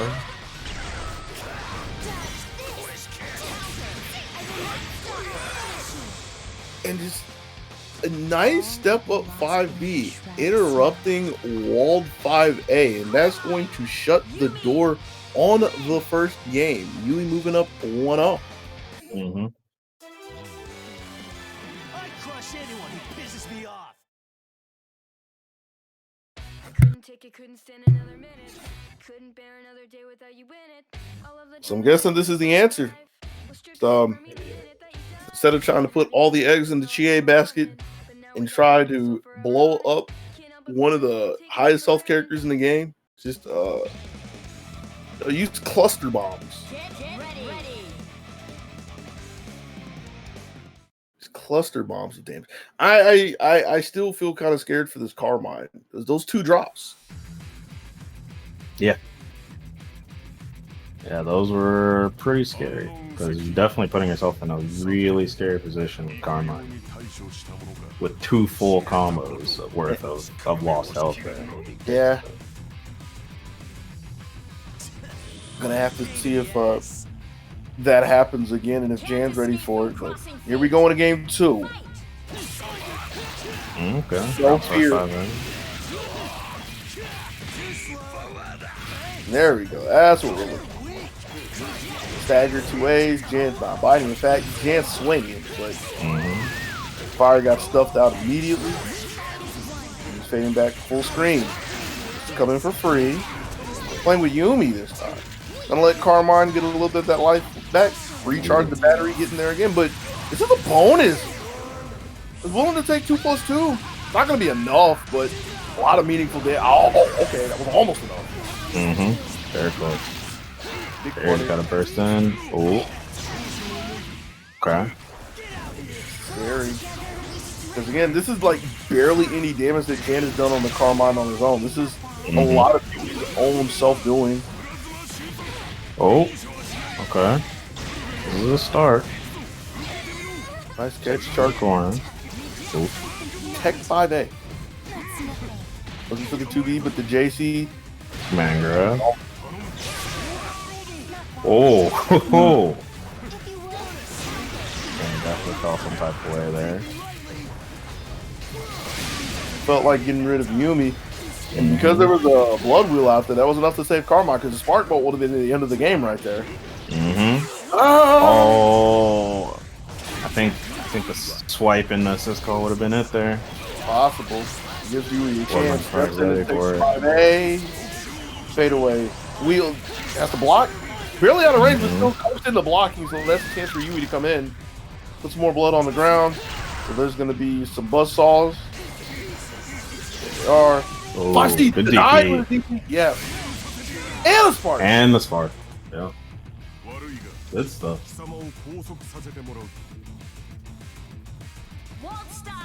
The defense, though. The active defense. That's what everybody was saying day 1 about 5Cs, you know? See a 5C, you block it with a DP. Yep. That way you don't have to deal with that fake stuff after the fact. That way you don't even have to try to stand up and block it and just like you're slow. Yep. You just slap your 2 buttons or your 1 button if you're a macro person.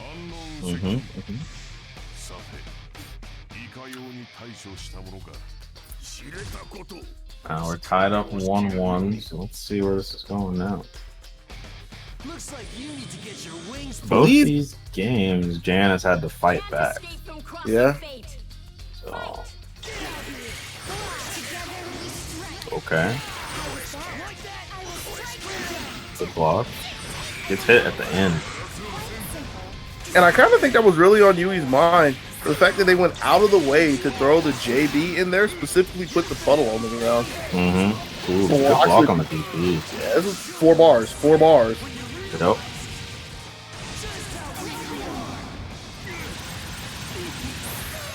Not quite enough. I wonder, I feel like, yeah, I mean, I could be nitpicking at this point. I feel like the first hit of Yumi Super didn't hit because of Maybe. how high Taker was. Mhm. I could be just trying to be too specific about it. It's still looking very good for Yui. Yeah, this is a very, very good start. The drop. Ooh, okay. That means so much That's more, though. probably the death of Carmine. Better The, before won't even have to spend meter here. Got 5 bars to work with. Manages to mash out with the 2-way. No fear. Yeah. It's around one Sometimes you part. gotta be fearless. Oh, Can't be big fearless spark in the bolt. face of Spark Bolt, though. Still 2 more shots Oh. stepped in, looking for the A string. Oh! Ooh. So it ends. And you saw that Taker was reaching for the throw. Didn't really expect an entire snow globe to be there, so. Gonna be- He goes up 2-1. I couldn't take it, couldn't stand another minute. Couldn't bear another day without you in it. All of the joy that I had known from. Looking pretty good out there. Get ready. Like you said, the beginning of the games are just going towards Yui, whether they're like clean conversions or just finding the first sequence into a CC, and Jan's constantly having to play off the back foot. That time, nowhere near possible to really do it. Because again, you have to remember, the only reason why that last game was like even feasible for Jan was the fact that Yui dropped the combo with Carmine after like half the life had already been done. Mhm. I still think that's one of the big selling points of all this is just making sure the Carmine combos are tight. Ooh, big bait. Yeah, I forgot that thing happened too. Just waiting for the DP. Yeah. Yui has been using their DP a lot. That was from some range too. Mm-hmm. Yeah, it looks like Jan's baiting the DPs down. And then getting DPs off of his own. Right. Spark Spark bolt. bolt. Big bolt. Side swap. Glide to. Doesn't want the corner. Ooh, big save jump, but no punish. Kind of want to blame Taker for that one, but he makes it up with his own. Looking for the sledge again. Sledge? Yeah. Sledge through this? Okay. That's a good trade for Taker. Take it any day of the week. Mm-hmm. I feel like that's the first Spark Bolt that he blocked in so long, but still, like, rough match ahead for you to try to bring this one back, but still in there. Working to try to get the resolution. Second hit JA, can't tuck in time to block the burst, but still in an okay position. Gonna try the CC. Cross up. Ooh. Oh! There was just a little more glue to gum up wall. This would be a completely different game. But now, Yumi trying to see what she can do. The level 4 res runs into a JA, and I'm pretty sure that's all she wrote in game 4. Yep. Should be. Coast to coast.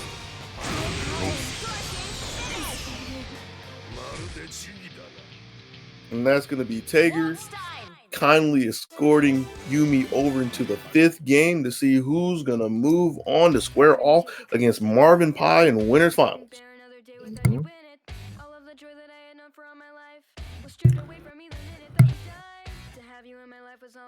Yo, is Yui switching? Okay. Ah. Oh, yeah. There it is. Hmm. I think they were doing fine with the Carmine Yumi. Yes. Yes. And they probably should have stuck with it, but maybe this will give them a different look. With the way Yui was playing earlier, I would be okay with it, right? Mhm. But trying to replicate it right now on the dime in the crunch, game 5 against Jan. It's asking a lot. Yeah, for sure. But if there is a Chie that could do it in ZoneBreakers Online, it would be Yui. So let's see what happens. Comes out the gate with 5B, gets to the backside. Not like the most explosive start, but one with authority.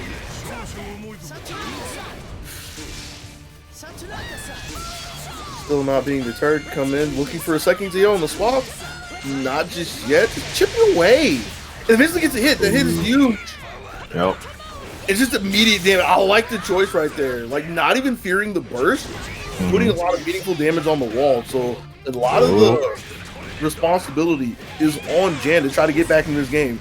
2C, bursted but a punish from Tager, keeping this one close. Gonna take him to the wall. Better. Has 5 meters. Ooh, just gonna try to equalize it. Yeah. Might spend the rest to swap Tager. Yeah. Down with that choice too. Gotta survive.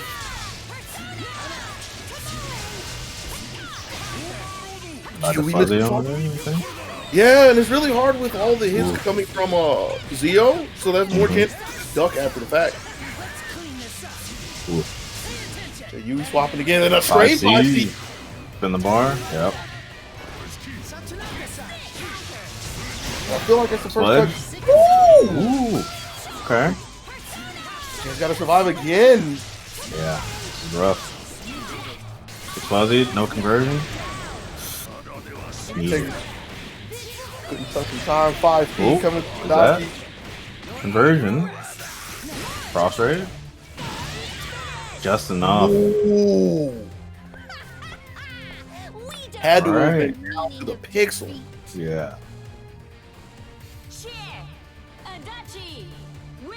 And as questionable as I thought that was going to be, Yui making the gutsy call, switching to Chie and Adachi.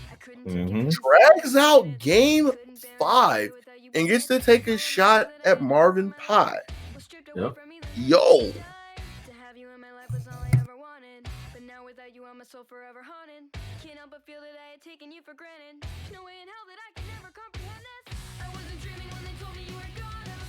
What?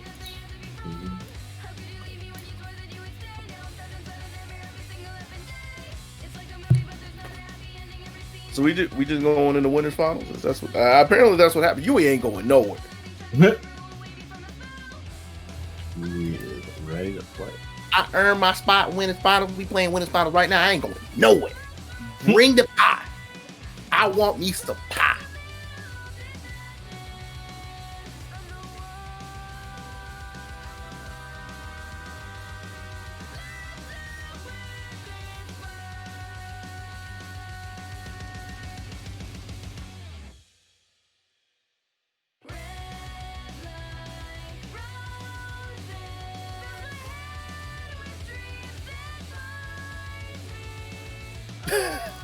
All right, so Mike's real weird. So we got a little detour going down to the losers bracket real quick. We're waiting on our other TO to update me. Marvin Pie and Jan have a match in another tournament, so we're going to delay winners finals a little bit. But yeah, give us a second here. Excuse me, what tournament is more important than ZoneBreakers Online?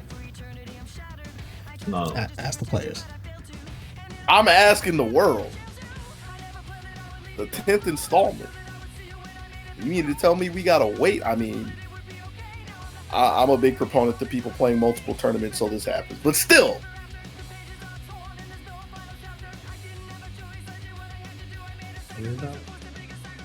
I can't wait it out, man.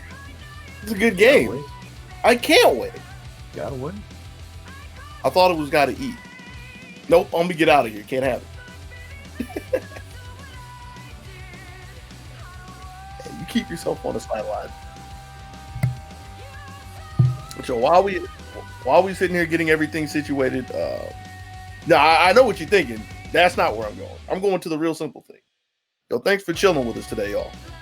Whether you're chilling with us in the chat now, whether you catch the VOD on Twitch, whether you catch it on YouTube, appreciate you.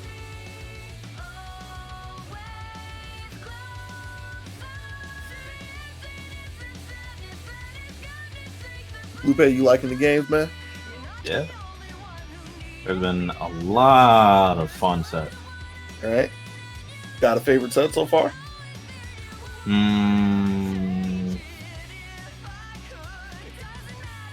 I might have to say, man, a lot of good games, huh? That last match we just watched between Jan and Yui was really good. I really liked how Yui's kind of gotten the improvements they needed to, edge one out over Jay. The improvements of pick Yumi Carmine. Look, I didn't want to say it like that, but sure. Hey, there's no. But they also just played better. But, they managed to take that last game when everything was on the line with Chie Adachi. It's a big switch, yeah. Yeah, which I don't know if they would have necessarily been able to do before, but they definitely came in clutch there. Lotad's games were all really fun to watch. Yeah. Games versus Ratsu, games versus Marvin Pie. 3-0s in two different directions, but they were still very interesting. The tale of two angry hornets. Yeah. And Dante's games were really fun to watch as well. Yeah, the one that was sticking on my mind was Dante versus Marvin. Yeah. It was just like a real textbook showing of BB Tag, in my opinion. Yeah, definitely agree with that. Wait a second. What is this? Yeah, that's what I'm looking at. Who is this? What? Who is this? This.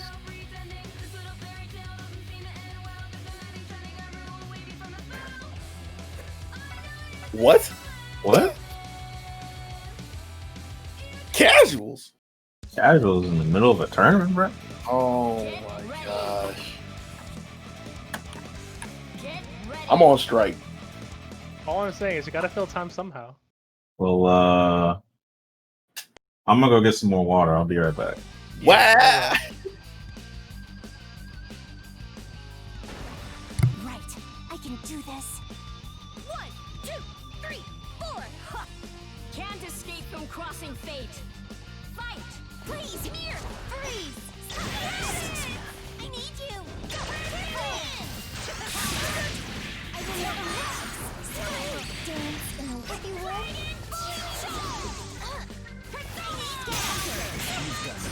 Not bad. If you would.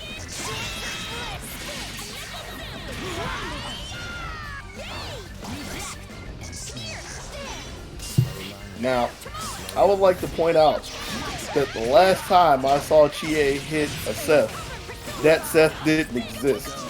That's all I'm saying.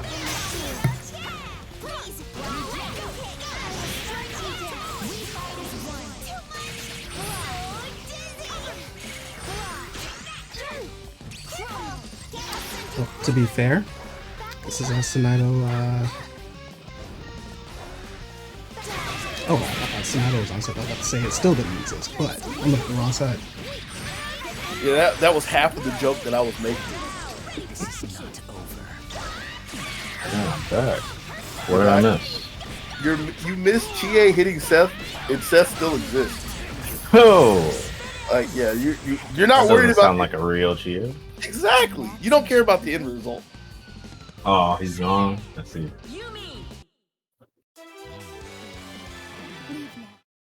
I saw Chie wind up with God Fist, right? And Seth lived to tell the tale. That is not the high quality Chie play that I expect out of ZoneBreakers. But again, this is just a commercial break. Well, I can't say commercial. This is literally an intermission. Well, we should have some commercials. We need to get on that.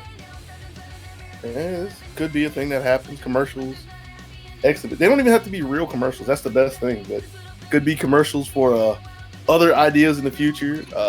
Commercials to plug people's socials and whatnot. I know what you're thinking, Umbi. I know exactly what you're thinking. But commercials in the sense of like, maybe some players who want to somehow earn, pay something. I don't know. Commercial spot. There's many things that could happen for situations like this. We'll talk. Okay, so Marvin's back in the room now. Huh? And Yui left. Well, get on it. I mean, you did this. Scared Yui away. There we go. Oh, there they are. All right.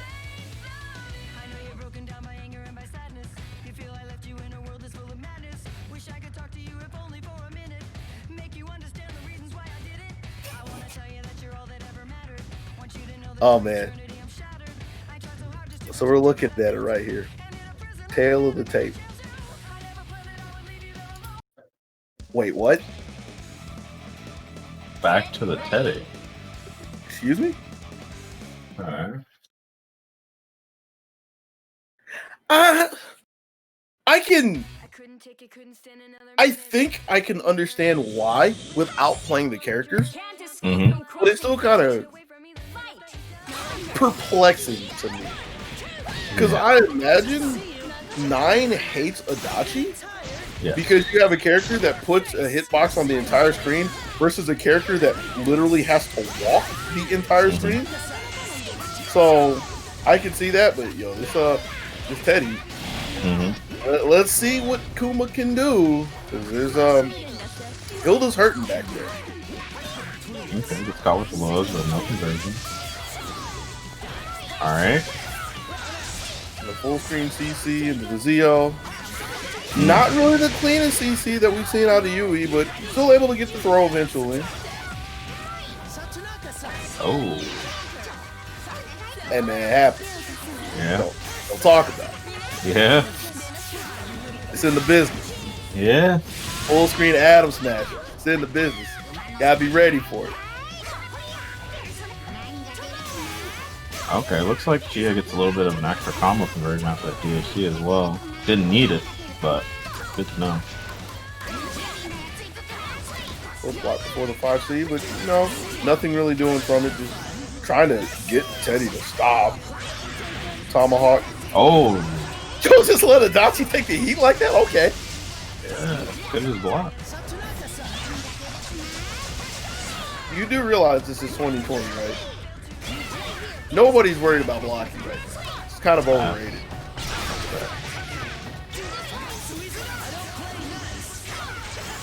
So now Marvin has to block for their dear life. Gets away from the command throw. Yeah. Blocked long enough.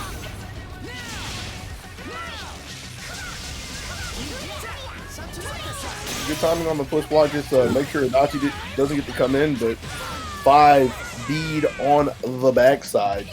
And that's going to be the first game for Yui. I couldn't take it, couldn't stand another minute. Couldn't bear another day without you in it. All of the joy that I Just not feeling the Teddy. Oh, I'm also not feeling the control in my hand. I'm sorry, I missed one. I'm not feeling the Teddy. Now, here's the funny thing. The reason why I wasn't feeling the Teddy in that game is the fact that Hilda had to play on point in the beginning. And, yeah, it's just like having to match the speed of Chie and, like, the speed of Adachi at the range just didn't feel good. I say all this, but Yui showed up with a can opener of 5B to start things off, so that could be putting a lot of bias into my words. Case in point. But a miss afterwards doesn't really help afterwards, because it still leads to a Yui sandwich. Gets a punish on 9 coming in, because she did not have the strongest burst in the game, to say the least. Yeah. Frostbreak? No, just takes it. Push him to the corner. Plays with Adachi too. Getting a decent amount of damage and stapling 9 into the submit before the burst can come out. Gets the punish on Hilda. Burst in.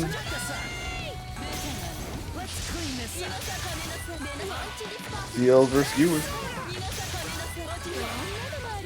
Ooh. Got a little low. Ooh. Yeah, you can't do it. It looked like a good idea for about half a second, but Marvin informing anybody who doesn't know why that's not really a thing that happened. They shove him to the corner. Misses the punish. And that's kind of an unfortunate thing that there's a dead spot on the 2C. And with not even needing the meter, that's going to be 9 going down. Hilda. She recovered fast enough. Okay. Yeah. JB's demolishing Hilda on the way down. That's going to be the second game for Yui. Yeah, this is looking pretty good for Yui right now. So I wonder if she recovered fast enough to resonance, it wouldn't have been better to just try and block Maybe cross slash and punish it. Yeah.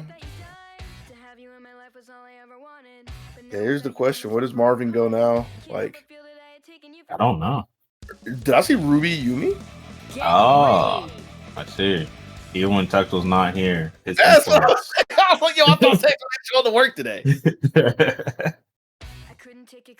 The first tournament, the first ZoneBreakers that Tecto doesn't show up, and his spirit is still here. And the likes of Ruby Yumi trying to bail Marvin out and get on the board and the throw to start things off. Yo, what if Tecto just went to Marvin's house? He's been there this whole time. It could be. It was a ruse all along. Front side JB, even though that wasn't converted. Ruby coming in to pick up the spares. There's going to be no burst. Probably going to hold on to the 2 meters. Relentless assault. There's going to be a burst for Yui if they wanted, but holding on to it for now. And yeah, that's the green light to get Chie in there. So, Adachi can't get more. Really scary. Can't see. Not going to go for the Agnes switch at all, huh? No. Interesting. Oh, get some clips. Yo, this is the confidence that somebody needs to not get bullied by the Tomoe copter. Okay, that worked. I was gonna say maybe they should have just gone to the super since they had 5 bars there, but they had enough there. It was gonna happen eventually. Yo, who would have guessed?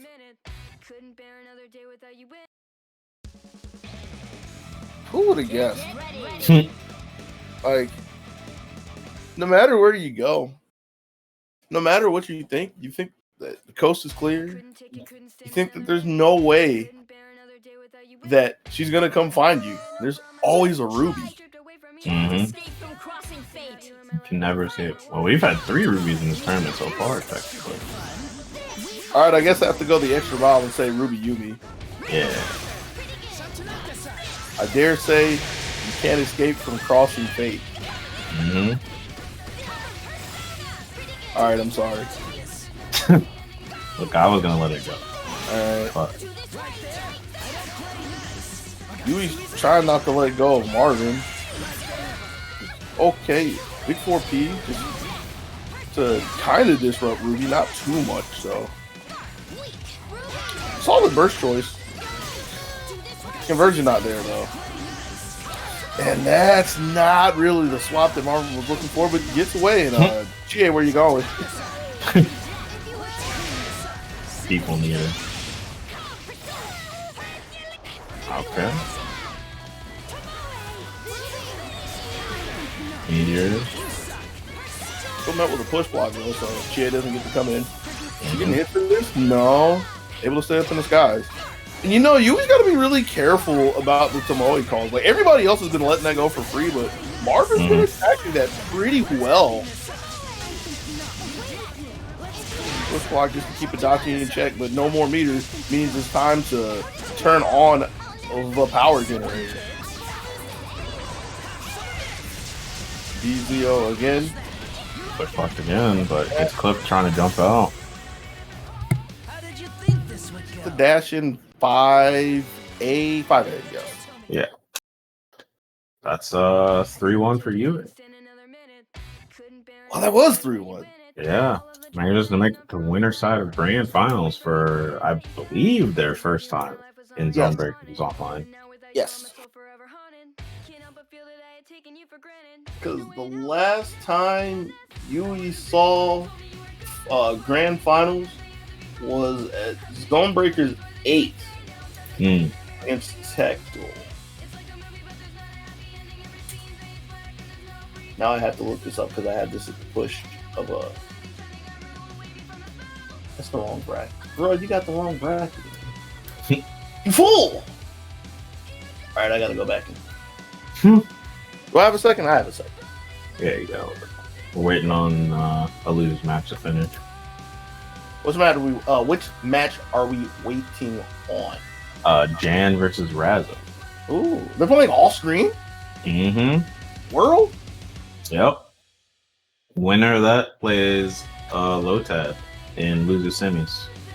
I still can't believe that's all screen. That's like, yeah, that was last finals. Yep. Pretty crazy. I literally just have the wrong one in the cell. There we go. Yeah, the last time that Yui. All right, I remember this. So the last time Yui was in grand finals, it was loser side against Tecmo. That was the first time Yui played Seth Celica. Because we were like, what in the hell is this? And they take the set 3-2. But then I don't remember what Tecmo. Oh, right. Took it 3-2. But the last game. Huh? Was it winners finals? Was that? No, that was grand final. That was grand final. Oh. Yeah. This is 8. This is before Jan. Ah, okay. Right? So yeah. Yui takes the first set in grands 3-2. But the last game, I want to say it was the last game, switched back to Chie Adachi and won the game. And then Tecmo swept the second set. I can't remember if Narukami S was involved. I feel like yes, but Tecmo plays that team enough to where that's just a staple team in my mind, and I don't think too much about it. Right. Gotcha. But yeah, the birth of Seth Celica, the Sethica. that was like the highlight of that tournament, if I remember correctly.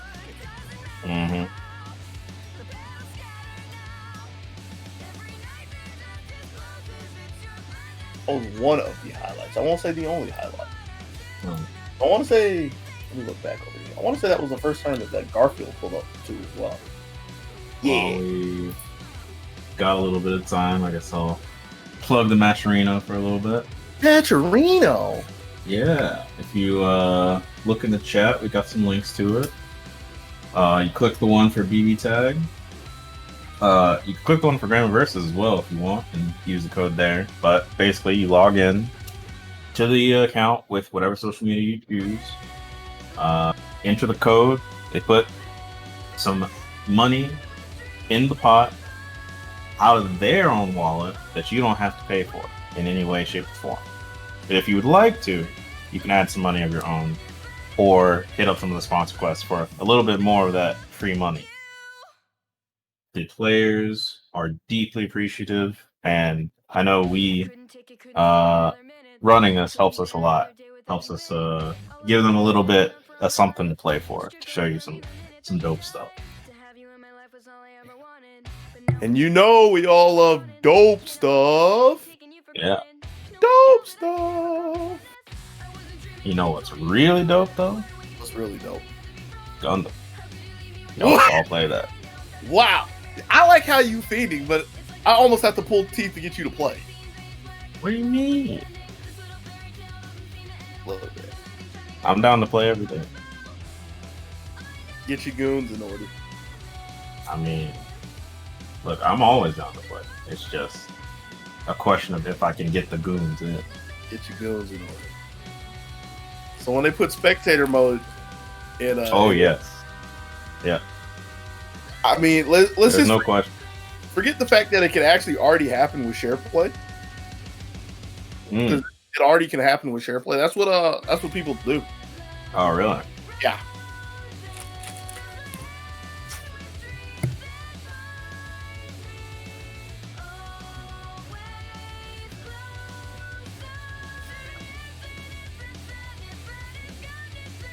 Okay. I'm sorry I made this terrible decision mid-sentence to eat some sunflower seeds, and I knew that I needed to mute the mic.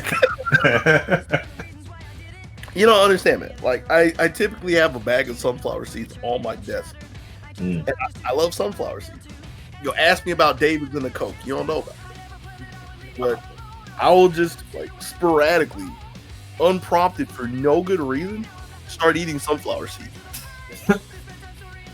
In fact, now that I said that, I need to put this bag on the other side of the room. I will grab them mid match. It'll just happen. Sunflower seeds and pumpkin seeds, and boiled. I haven't had boiled peanuts in forever. Boiled peanuts are pretty dope. Yeah. It's just can't really go to the good places right now because the best places for boiled peanuts are the farmers that actually sell them on the sides of roads. Yeah. And most of them ain't out right now because they got sense. And they understand that they don't have to sit on the side of the road to push their product.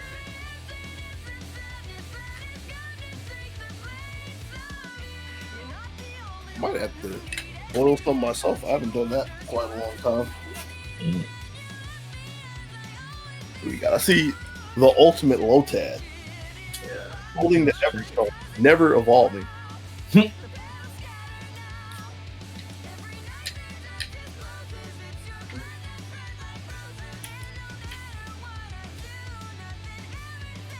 Just waiting to see who walked through the revolving door for the loser semis match.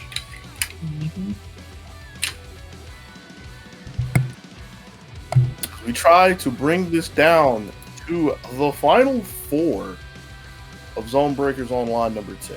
Got Yui sitting in grand finals, waiting to see who they will square off against between the likes of Marvin Pie, who's waiting in losers finals, and whoever wins between Ultimate Lotad and whoever shows up. Will it be Jan? Will it be Razzo?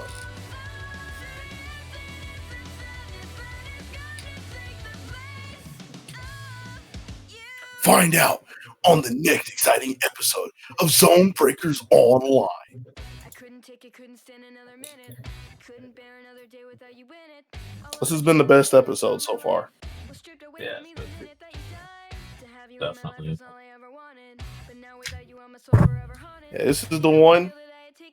This is the one that gets the series at least 4 stars on my anime list.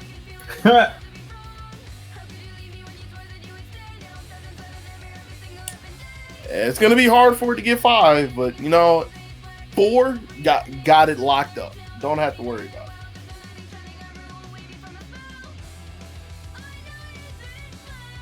I don't know what would get this a 5-star on my anime list.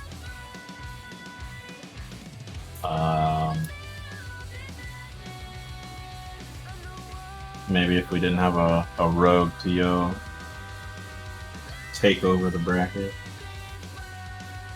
That ain't gonna happen. Because no matter what he does with the bracket, he's hard pressed to get past round 2. But I mean, even if he does it, he's gonna show up and have some casuals in the middle of the set, in the middle of the turn.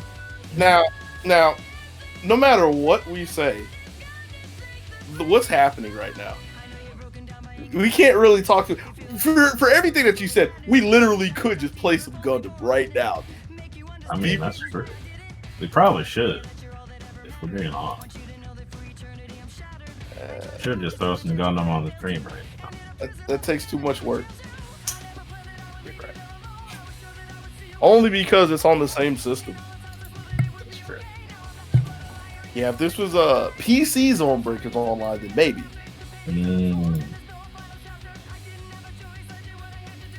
All right, quick update, everyone. We got the result in. We got Razzo 3-2 versus Jan, so Razzo's gonna be playing Lotad right now. Okay. You killed a little suspense. It would have been just great to just see Razzo appear and be like, "Yo!"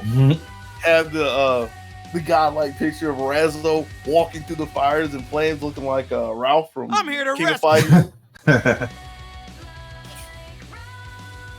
You ever play I think he has it in KOF 14. Have you ever played KOF 14?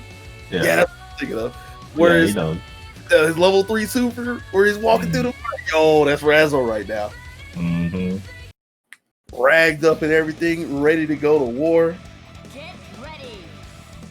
And I'm assuming Ooh. Okay. Razzo's rocking the Yumi Chia. Interesting. He's played this team. He's played Yumi. He's played Chie. By the way, I have everything set up right now. I don't know if they were together, but I'm pretty sure they were together. Okay. So yeah, it's still 13 for Razzo. Gotcha. Lotad still rocking Team Rapier version 1.0. Angry Hornets. Mm-hmm. This team will not be called anything else other than Angry Hornets. Just look at it. His horns are getting swatted right now. Oh yeah. Ooh.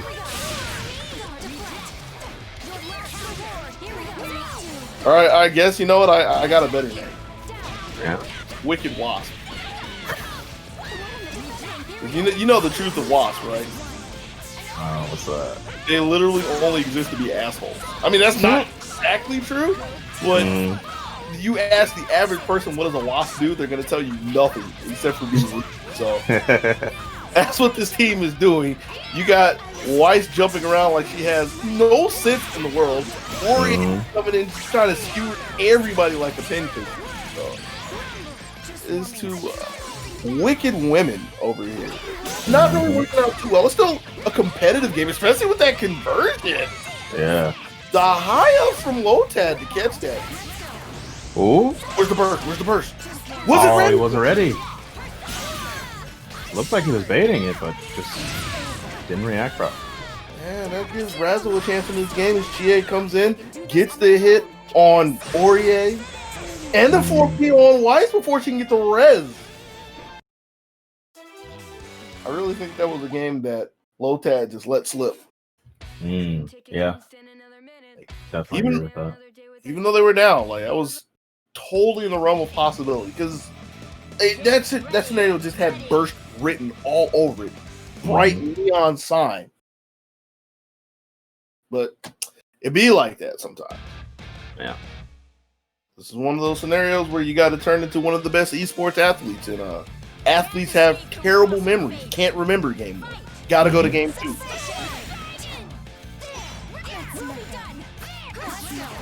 I'm partially surprised that Razzo didn't want to take the full screen sandwich, but if he survives, which he does, leaves him in a really good position if he can ever get Chie out.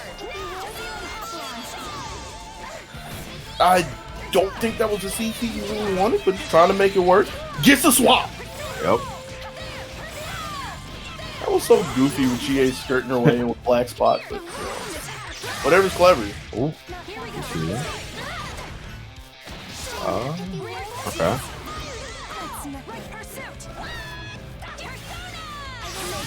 Jumps into a sandwich. DP's directly.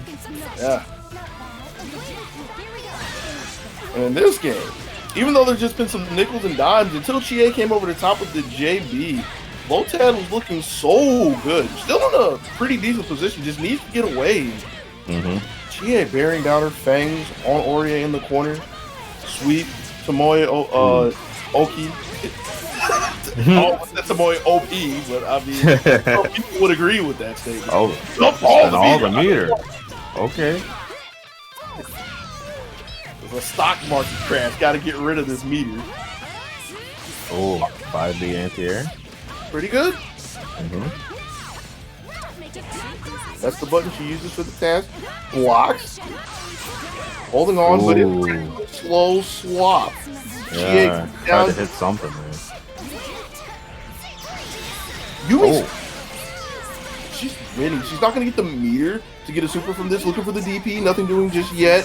Finds herself in a sandwich. This is a close range sandwich, so they got to keep it tight so she doesn't use the snow globe to get out. Yep. There was a little bit of a gap, but Razzo didn't go for it.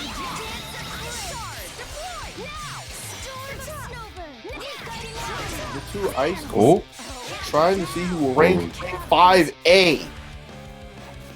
He gets the 2D. And it's really amusing to think about it because, like, Razzo has been trying so hard to look for. I'm assuming a DP. Like we've said, DP. It could have very possibly been the 2B as well. But the fact of the matter is, like, Lotad has seen that scenario quite a few times. So Get ready. you have to believe that it's really on Razzo's mind to go for that. And just the one time that Lotad falls for it is like such a crucial time. Now Lotad's dropping the Aurier for Ruby. Excuse me? Yeah.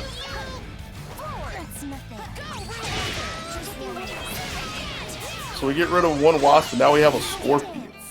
Like, I was trying to think of some animal that kind of has a scythe. That's the best one I got.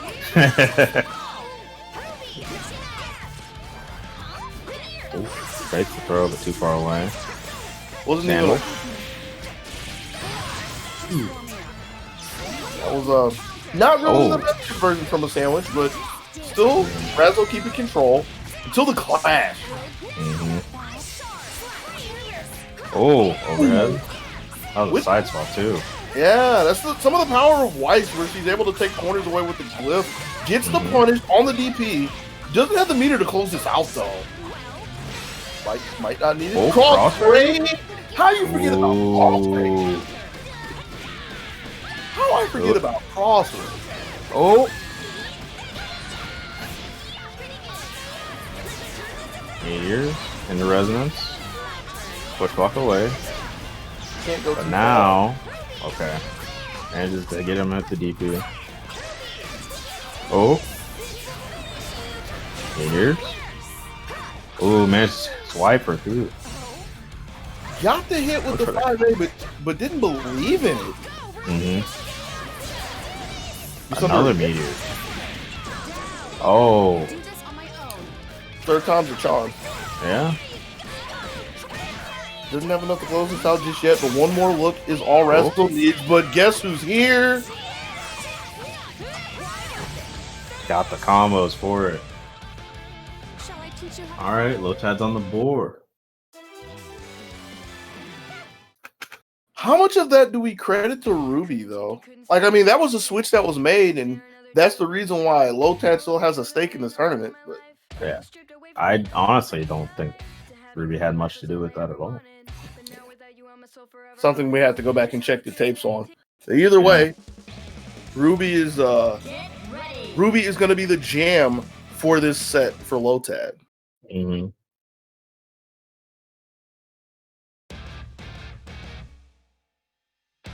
we go on a game 4. Razzo sticking with the Yumi Chie.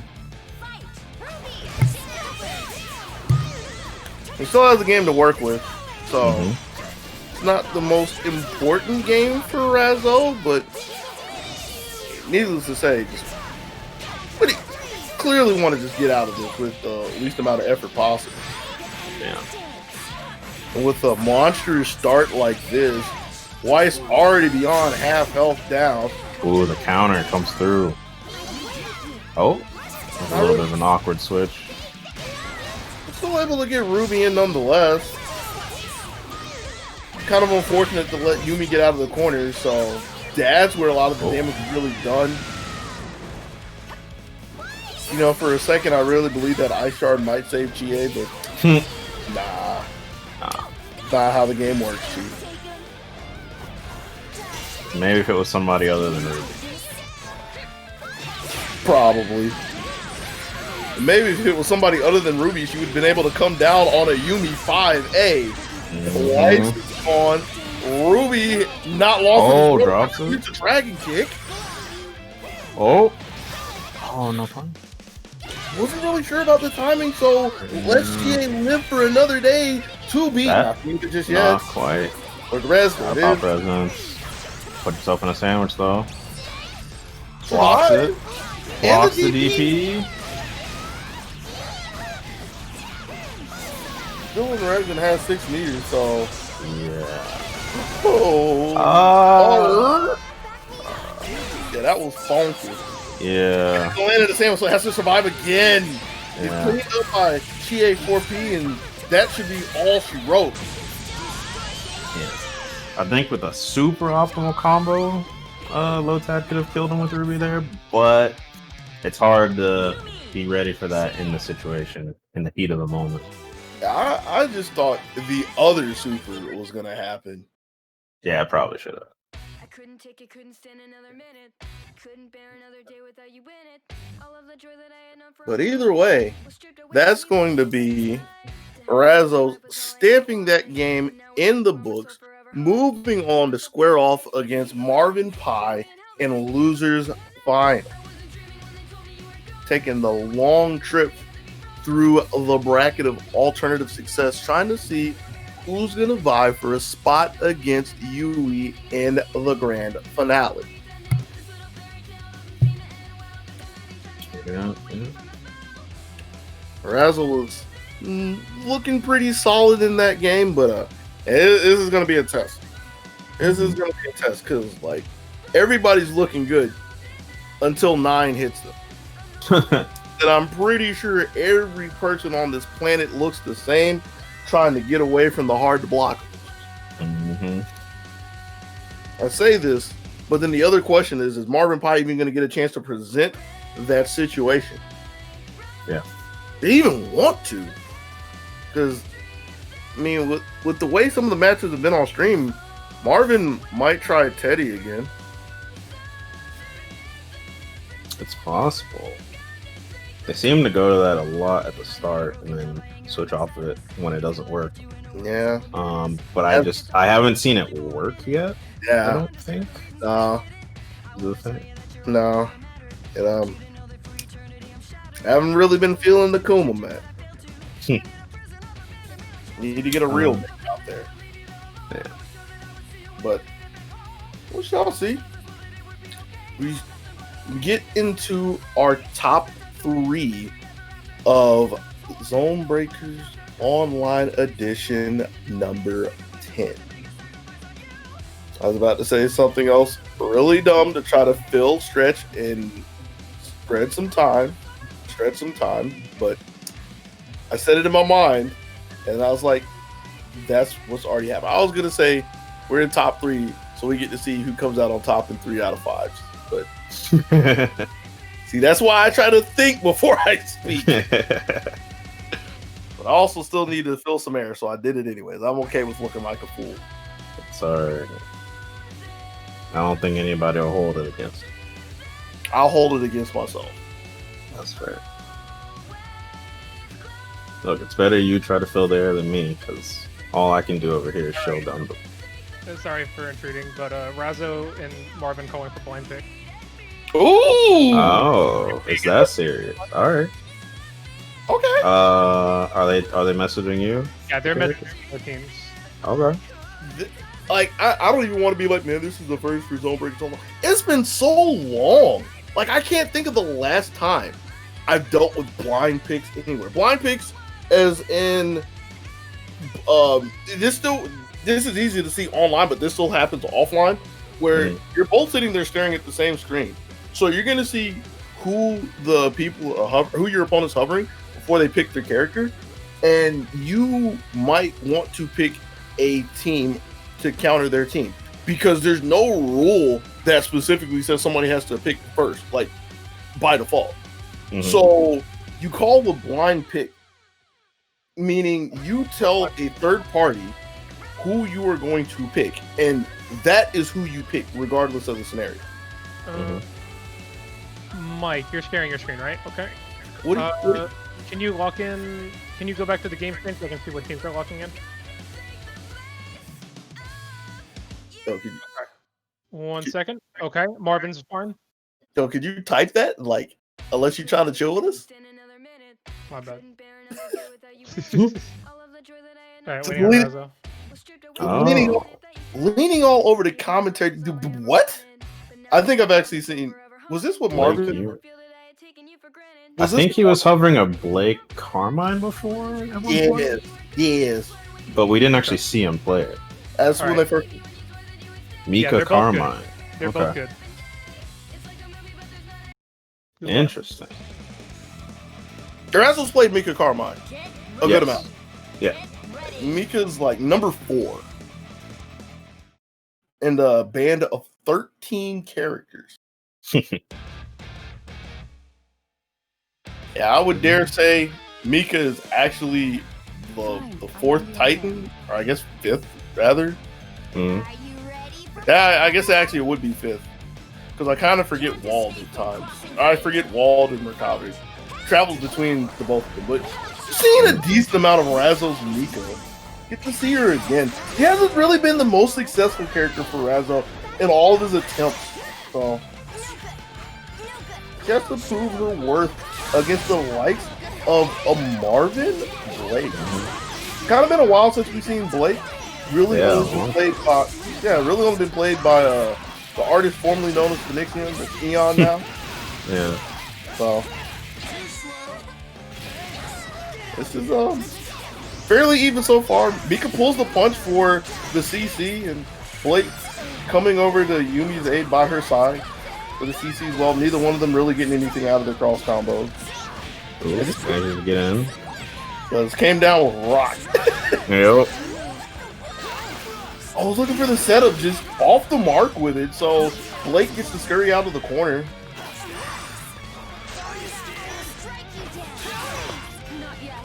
And I'm liking the idea that Marvin had right there, just going to go ahead and take the swap, doesn't leave Blake in too much trouble. Yumi, on the other hand, runs into the sandwich. Cash out. Oh, you better. Why would you not? You don't want to see her again. Nobody's up. I can think of a lot of people that actually want to see Yumi. Come on, man. It's too much. Yeah, man, I'm being mean. I'm sorry. Wow. Anyway, manages to get a little bit more damage with that cross raid, push to the corner, but lets him out. Nothing now really just trying to avoid the Resonance Blake right now. I want to say that it was easier said than done, but like the first half of that was pretty good. Yeah. Carmine in there was pretty good. Taking the DP. We'll gladly take the DP rather than the chip that can happen afterwards. Wasn't a believer in the chip. Yeah, that was kind of jumping where you're just looking to pin somebody down, wasn't expecting it to hit, but eventually gets the pickup of mistimed it? Yeah, this is a chance. I mean, it's still a long shot, especially going to have to fight through a level 4 res Carmine in the back, but this is a start for Marvin. Gets rid of Mika. No. Wait. Beefy little bit. Oh. Just bonks her on the head real quick.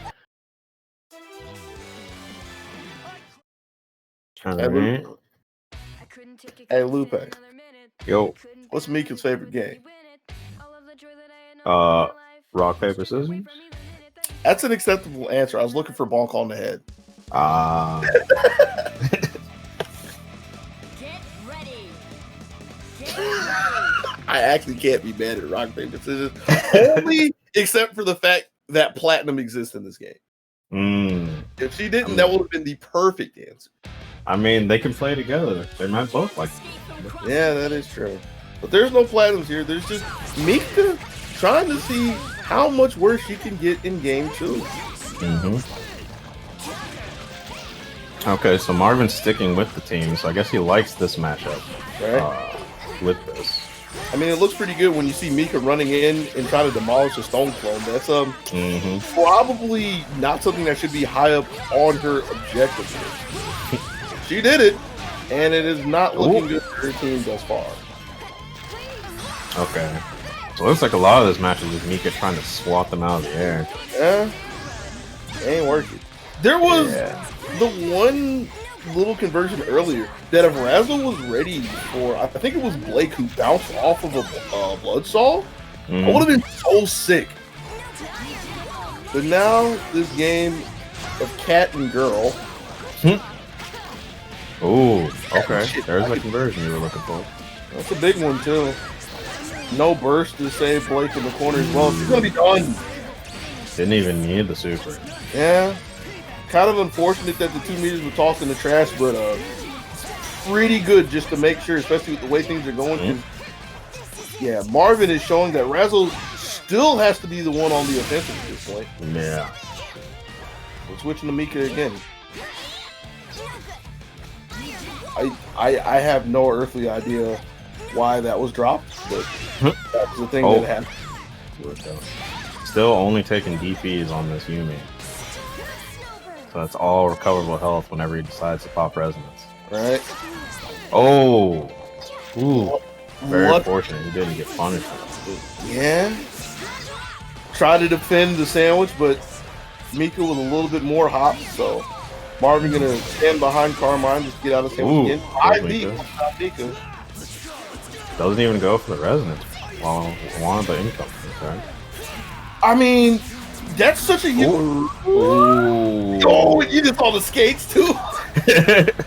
Razzo was plotting. Eventually, 2B. Yo, that's no, not quite.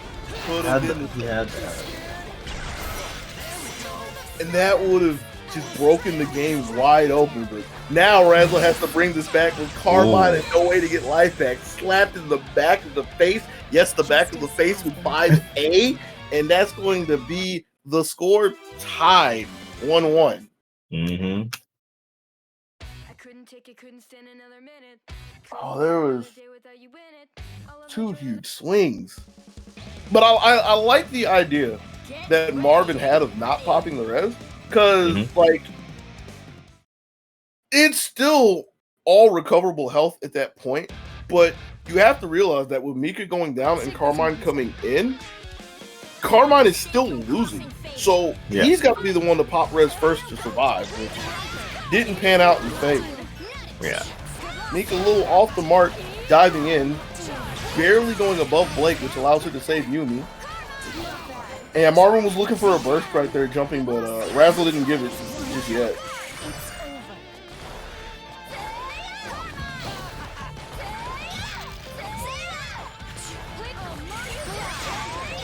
Good jump to get out of the sandwich. I mean, there wasn't a big conversion. Eventually got hit with a 2A, but just making sure to mitigate all the opportunities that could come after the fact. Good looks from Razzle. Cleanly gets Carmine in.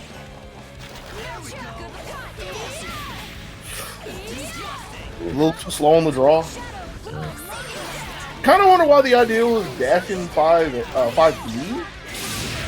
But I'm not certified to talk too much about Blake. The backside. Another drop. Oh, no belief. Yeah. I was kind of really wanted the burst. I was thinking a combination of both, because that was like a really fast turnaround to find the hit, and because of how fast it was, like a immediate burst could have popped in the Razzle's mind. Either way, Marvin's still in a really good position. Until that happened. In fact, this is a really questionable position because that should be the end. Could have been the end. That's blocked, and there's no way to touch this. So Yumi's gone. Yep, just takes the burst save off him. Fair. I respect it. Even I would have been a fool and pressed the button into that, so Blake could have saved it against me.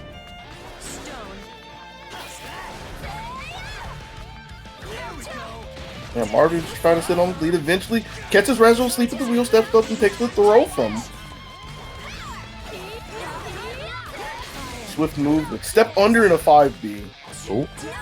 Those are the kind of things I really like when I see people playing the evasive defense, is when they find the opportunity to step under somebody. Mm-hmm. 5B again, looking for another burst, but can't find anything. Oh, we're stepped into a sandwich. Just vibes there. Oh. For a second. That's not the most damaging thing that can happen. This is okay. It's not great. Got 5 bars. That is true. This is awesome. Doesn't cash out. Go again? Oh, there's that? Not quite. Thought that might have been it. Mika was a little slow on the draw. Falling into Blake, she gets the 5A. Cat scratch gonna be the end. Actually, I can't remember if that's the name of the super, but something about cats will fit perfectly fine right there. Ooh. That was such a bold move. And if Blake was any faster, I'm pretty sure Marvin wins the round right there.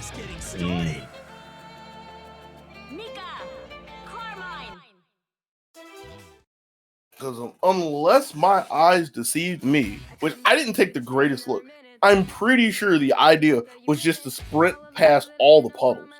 Mm-hmm. Get ready. Get ready. But this is a game that is clearly just being won by inches. This is why we find ourselves locked pretty tight 2-1.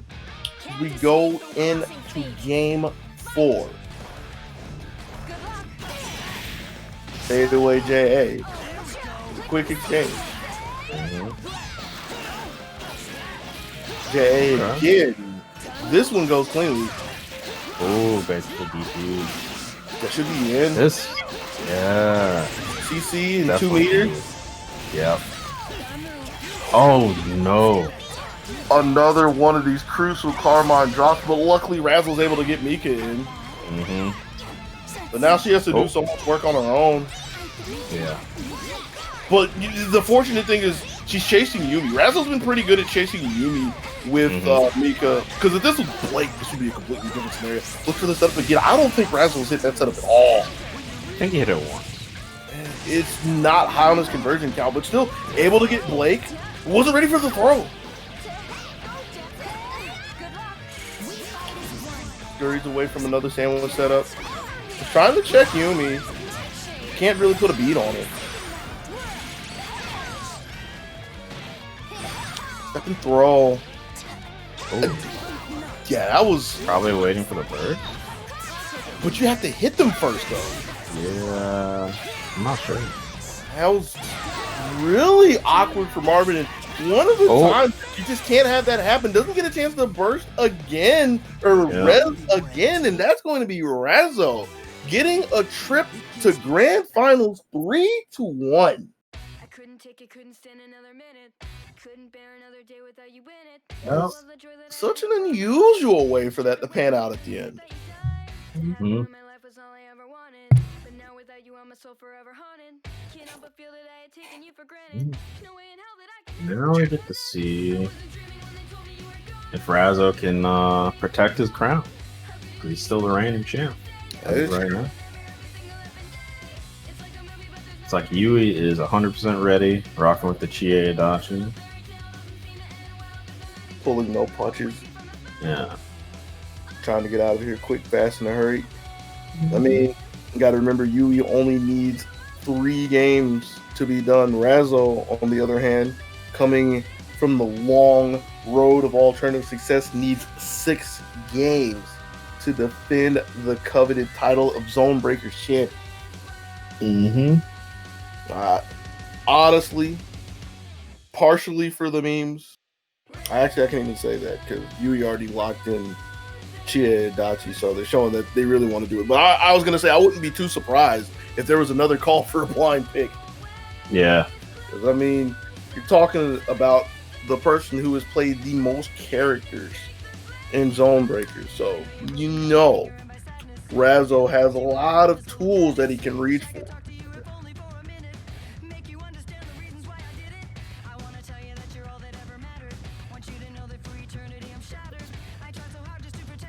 But now Yui's ready. Just throwing the signal in the sky, ready to do battle. Yep.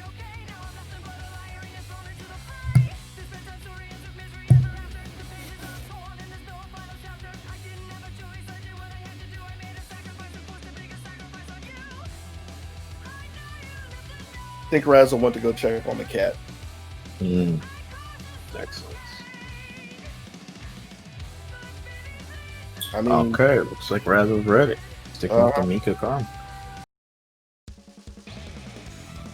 Get ready.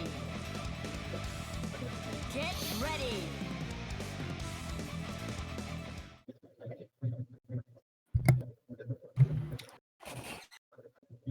and that appears to be how we're going to kick off ZoneBreakers 10 Grand Finals. Yui with the gray colored Chie and Adachi. Razzo with the gold and black Mika and Karma. Here we go. 5B out the gate. That's been Yui started for a lot of matches, and there's been a good amount of success behind that button. As well, just to make sure nothing comes off the bat. Full screen sandwich. And Razzle wisely trying to stick to the skies, but can't hover long enough to get away from both the personas. Oh, he tried to DP it, but oh, I get the idea. Yeah, that looked kind of awkward out of Razzle, but it was a burst bait jump. Burst prevention. Didn't really work out as Mika's going. Oh, yep. Yeah. The second power charge God Fist that Chie has gotten today. Probably won't need another one as this is looking really rough for Razzle's Carbine. Gonna go ahead and use the res, but now has to survive cross combo on the corner. Tries to jump throw the JA, but that literally got rejected. Hey, now who wants some? Share. Adachi. And in a matter of 44 seconds, it's already the first game in the books. Wouldn't be surprised if UA was, yep, exactly, in the lobby, already mashing on X. Knows no chill right now. Yep. Looking for the speed run. But SGDQ was last week. Probably trying to pick up another marathon. You still gotta submit, a demo to get into the event. So it might be looking for AGDQ, possible. The AGDQ, all grands done quickly. Oh, he gets us. Oh, doesn't punish the counter. Wasn't ready for that one. Oh, gets it that time. That's probably a dead shit. Never mind. I need to shut my mouth. Yeah, man. Over there ruining Razzle's fun, but still not deterred. Oh. And that was a big one to take the CC away, but I mean, for the fact that Mika's still pretty healthy, she's pretty primed to still charge head first in. Swap, yes, make sure you can take a little brunt of the force and not the entire combo. Yeah. Oh. Oh, that's so big because since that went through, that took the meter away from Yui. So has to take dunked in the backside by Mika, and that should be it. 2+2. Yep.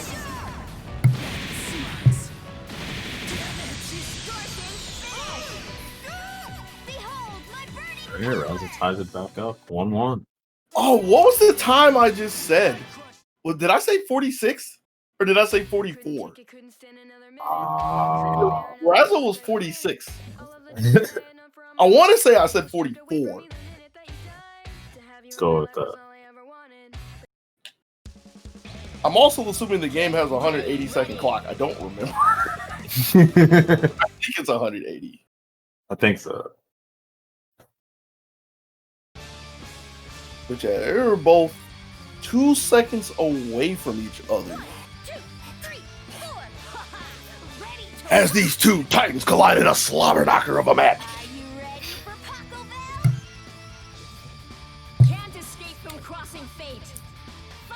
Yeah, there is indeed 180 seconds to try to fell a foe in game 3. Here we go. Oh, the cojones. I mean, that's not really the craziest thing to do, but that just looks wild. And I know it made you gasp for a little breath, but there's the fact that there's another Carmine missing the auto combos, and yeah, that one's going to come back to bite Razzle a little bit later. Not really the worst just yet. Oh, big happy birthday. Oh, not too much. No. And that's the second time that Yui's been looking for the meteors under Mika and got ripped out of the sky. Gets the idea to go a little bit higher to get away from the Mika copter, but still can't really get anything from it. Nice jump to escape the corner. Oh. Doesn't have the meter for the CC. And a big 2B from Razzo, making sure that there's no cross-ups from Yui. That's Adachi gone. Can't get there in time, especially with Rez. Doesn't even challenge that one.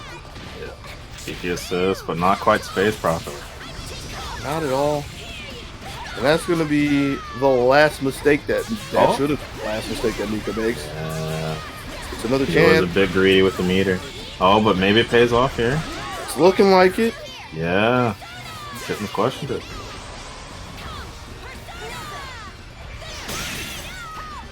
breaks out. Gonna need a lot more of that to bring this game back, though. You see Yue hiding behind Tomoe. Oh, fall into it? Yeah! To the moon.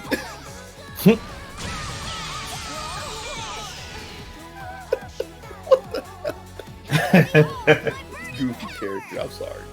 Yep. The XD's coming hot. XD.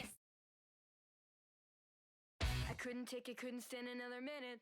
Couldn't bear another day with Really heads up play from Razzle to look for that, though. Because, I mean, Yui is constantly in the air trying to rain down with meteors. And the go-to thing that Razzle's been going for has been the DP. Been successful more often than not in the last few. But just the heads up to take a second, look at the meter. And I can't remember if the Astral was already there when Yui went up, or if it was like almost there.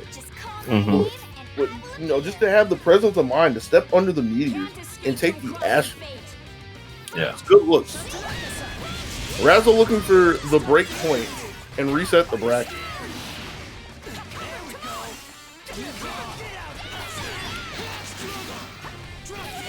Doesn't have the distance, but steps up, takes the 2C, and it's gonna be a big beefy punish too. Oh, not quite. This is gonna be a happy big birthday. This is gonna be a big beefy. This might be both of them dead. Yo, the Yui show. A classic. Go. 18. That's the new PB. 18. 6 times 6. 6. I gotta clip that and save that for something. Get ready. I actually have like, I can't say a famous VOD, but like there's a somewhat relevant line that I could just actually slot right there. Bruh, 18. 18. Call my name. You want to talk about speed gaming? Oof. I don't know if you be top 18. Yeah, I don't know. That was way too fast. It ain't happening in this game, I'll say that much.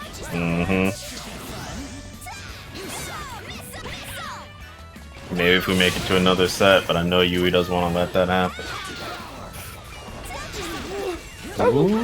Still doing pretty well in this game. Has a bit of a slight lead. Wasn't ready for the cross up. And that was, I think, 2 solid hits. Because I want to say it uncomboed from the jumping, but I believe Mika's trying to come over the top. She's been doing okay up there. This is going to be a solid confirm. There's no burst to save this one, too, so all damage is going to stick on the Chie. Oh. Whoa, okay. Double swaps and a full. Oh, not quite. And all the meter on pretty much nothing there. The meter was actually pretty important for the fact that Mika came out, because if Razzle wasn't blocking, that was a full screen sandwich. That's fair. Having to take the BZO. Has the meter to keep Adachi off. Has a lot of meter, actually. I was looking at the wrong side. That's where the meter is going, back into the space program. Dashing 5C, straight out of P4A. Marvelous. The all-out attack could be the ticket that Yui needs to be the ZoneBreakers 10 champion. Now, Razzle still in the fight, finds a hit on Adachi. Into Super? Yep. All the way down. Not enough to take Adachi out just yet, but still leaves Razzle in a prime position to get rid of one character. Wasn't ready for the tech out. That's going to be a solid confirm. Power charge, but there's not enough meter for a God Fist afterwards. Dragon Kick, not enough to get rid of Mika just yet. Over to Boy. Wait for it. But I don't think Mika has the damage to get rid of TA just yet. So this is going to take at least 2 looks right now. And it can attack out. Raz was waiting patiently, but can't wait too long. Gets rid of Tomoe and GA. In the backside, he gets out with the big back fist onto Adachi. And yo, we got a reset. Yep. It gives me such a thrill to watch the hope in your eyes die.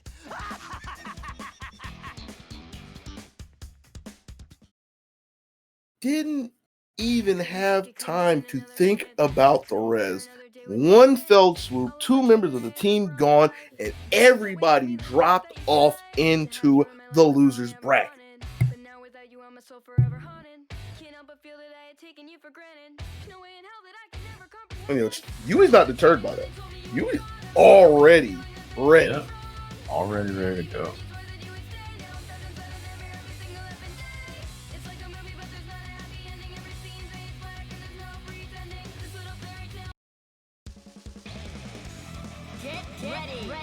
Okay, Raz is switching to the Yume Chie in the second set.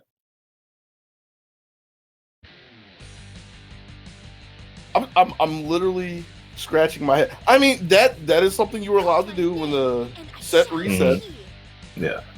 It's not a team that he's never played. In fact, he's played it today. Yeah. But I'm not even worried about the start. Mm-hmm. That's a huge start. I'm like, why now? Like, I can understand why in the sense of those games were close, and that is grounds to try to find a better answer. Mm-hmm. But like, why these two and why now? I guess we will find the answers to this getting into this match. Full screen.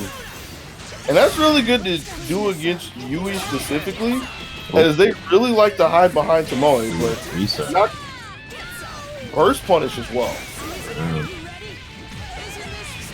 Big heavy burst punish. 2+2?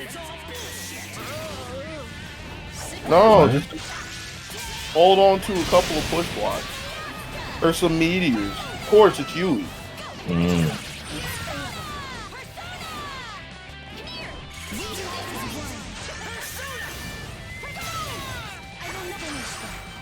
Looking for the 4 people. Didn't really have the distance with Yumi to get the conversion, which is kind of surprising. The fact that, you know, Yumi has a fan base. It happens sometimes. Yui getting the best of the fight until the drop.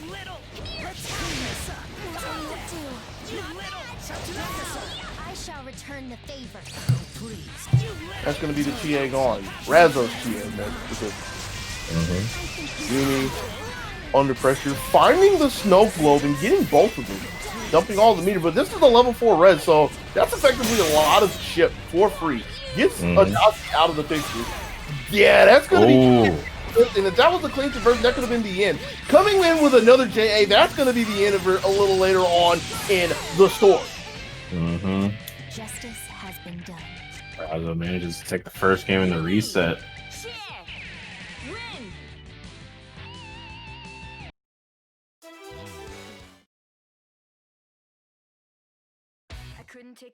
And this is coming off of the win, off of the reset, with Mika Carmine switching characters and still able to keep control.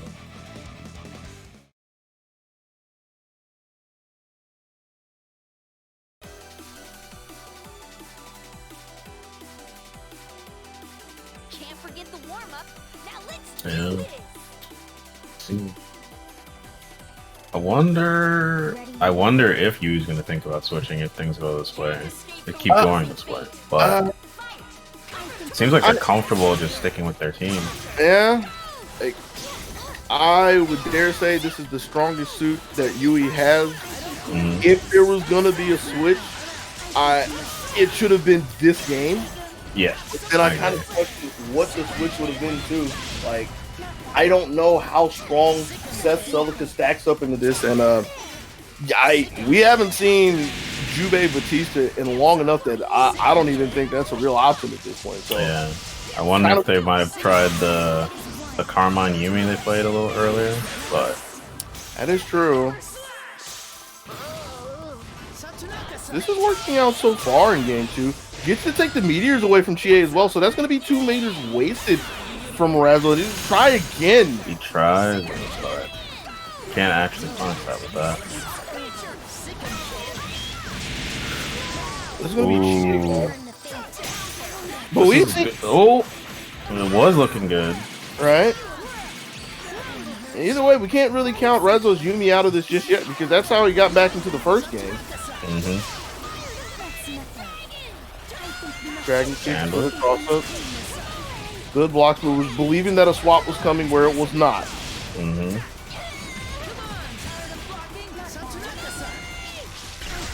Planted into the ground. Push block just to make sure Dachi can't come in behind the BZO. Because of the DP. Oh, happy birthday. Doesn't believe in it. Still gets a Dachi. Looking for the low. Good block from Yui on the empty jump low. Razzle only has 1 more meter left. So yeah, as long as Yui's able to run, it can build up some resources. Yeah. More specifically, going to be looking for these right here. Has 2 more meters. If we get a chance. The push block is really crucial, especially for what Yui wants to do. And this is one of the reasons why I believe Razzle really wanted to play Yumi. It's just to take the option of the Tomoe copter away from Yui. Oh, you reach, I teach. Yes, sir. And that's the second game that Razzle was able to snatch away from the jaws of defeat on the back of Yumi alone. And even still, the first to ready up and show signs of battle in game 3 is Yui again. Yep. This is tournament point for Razzle. Just try to take our dynamic duo on. I dare you. Only needs to fell Chie and Adachi 1 more time to be the 2-time champion. He got it in him.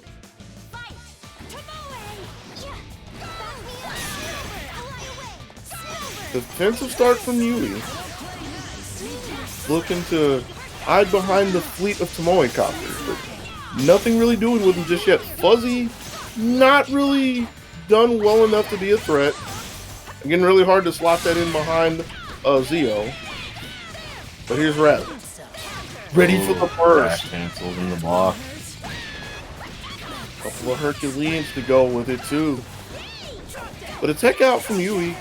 Skirts away from danger for now. Zio. Ran into the sandwich. Yeah. It was one of those things where normally Razzle would push block that away, but was willing to risk it just to get a little bit of a chance for a 50-50. Didn't really pan out, especially as Yui gets a 5P on the backside. Can't get Tomoe down on the counter in time. There's another BZO. I wonder what the A was about. That might have been like the first frame push block that just, no, that would have been a DP. I wonder what the 2A was about. Oh, doesn't quite get them both, but. Ooh. This is going to be a test for Razzle if he wants to close this out right now. First time that he's seen Chie in the back by herself, under assault, gets clipped. Oh, this is more of a clip. This is getting chopped and balled. Well, she's still alive. Meteors. Has a lot of meteor to work with. Okay. And gets the falling hit on Yui either, too. Yui's not one of been holding Rez. Oh, this is a chance for Razzle.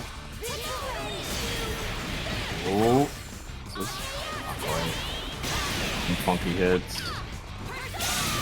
Yui tossed a lot of meter away. It's not going to be enough to close this out just yet. Doesn't have the meter for it. Going to be really close. Gets around the counter. Still can't find a punish on it. The third one coming out. Meaty. And there's the counter coming out of Razzle.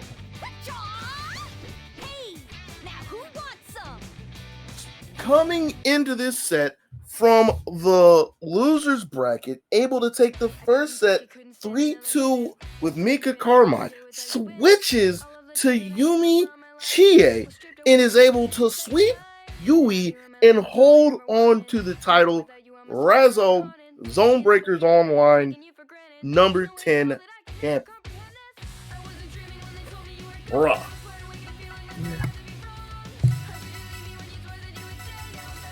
That was a good tournament. Yeah. That was a good set. That was a good match. That was a good tournament. Mm-hmm. Tight battle. But just like every tournament that starts, as long as the TL makes sure to close out the bracket, all tournaments must come to an end, and that will be the bookend for ZoneBreakers Online, number 10. I have to give a big thanks to everybody who wanted to pull up and give us a good show. I have to give a big thanks to all y'all ZoneBreakers who, put this together, especially for letting me come through and talk about it and everything. But still, the most important people to the stream, to the VOD, have to thank you, the viewer, and you, the contributor, for coming and making this a thing. We still could have had a tournament, but need some people to come, support it, contribute to it, help the cause and everything. So thanks to all of you that came to chill with us, whether it's today on Saturday or a little later on in the future. Lupe, you got anything else you want to throw in there, man? All y'all should play gun. What the?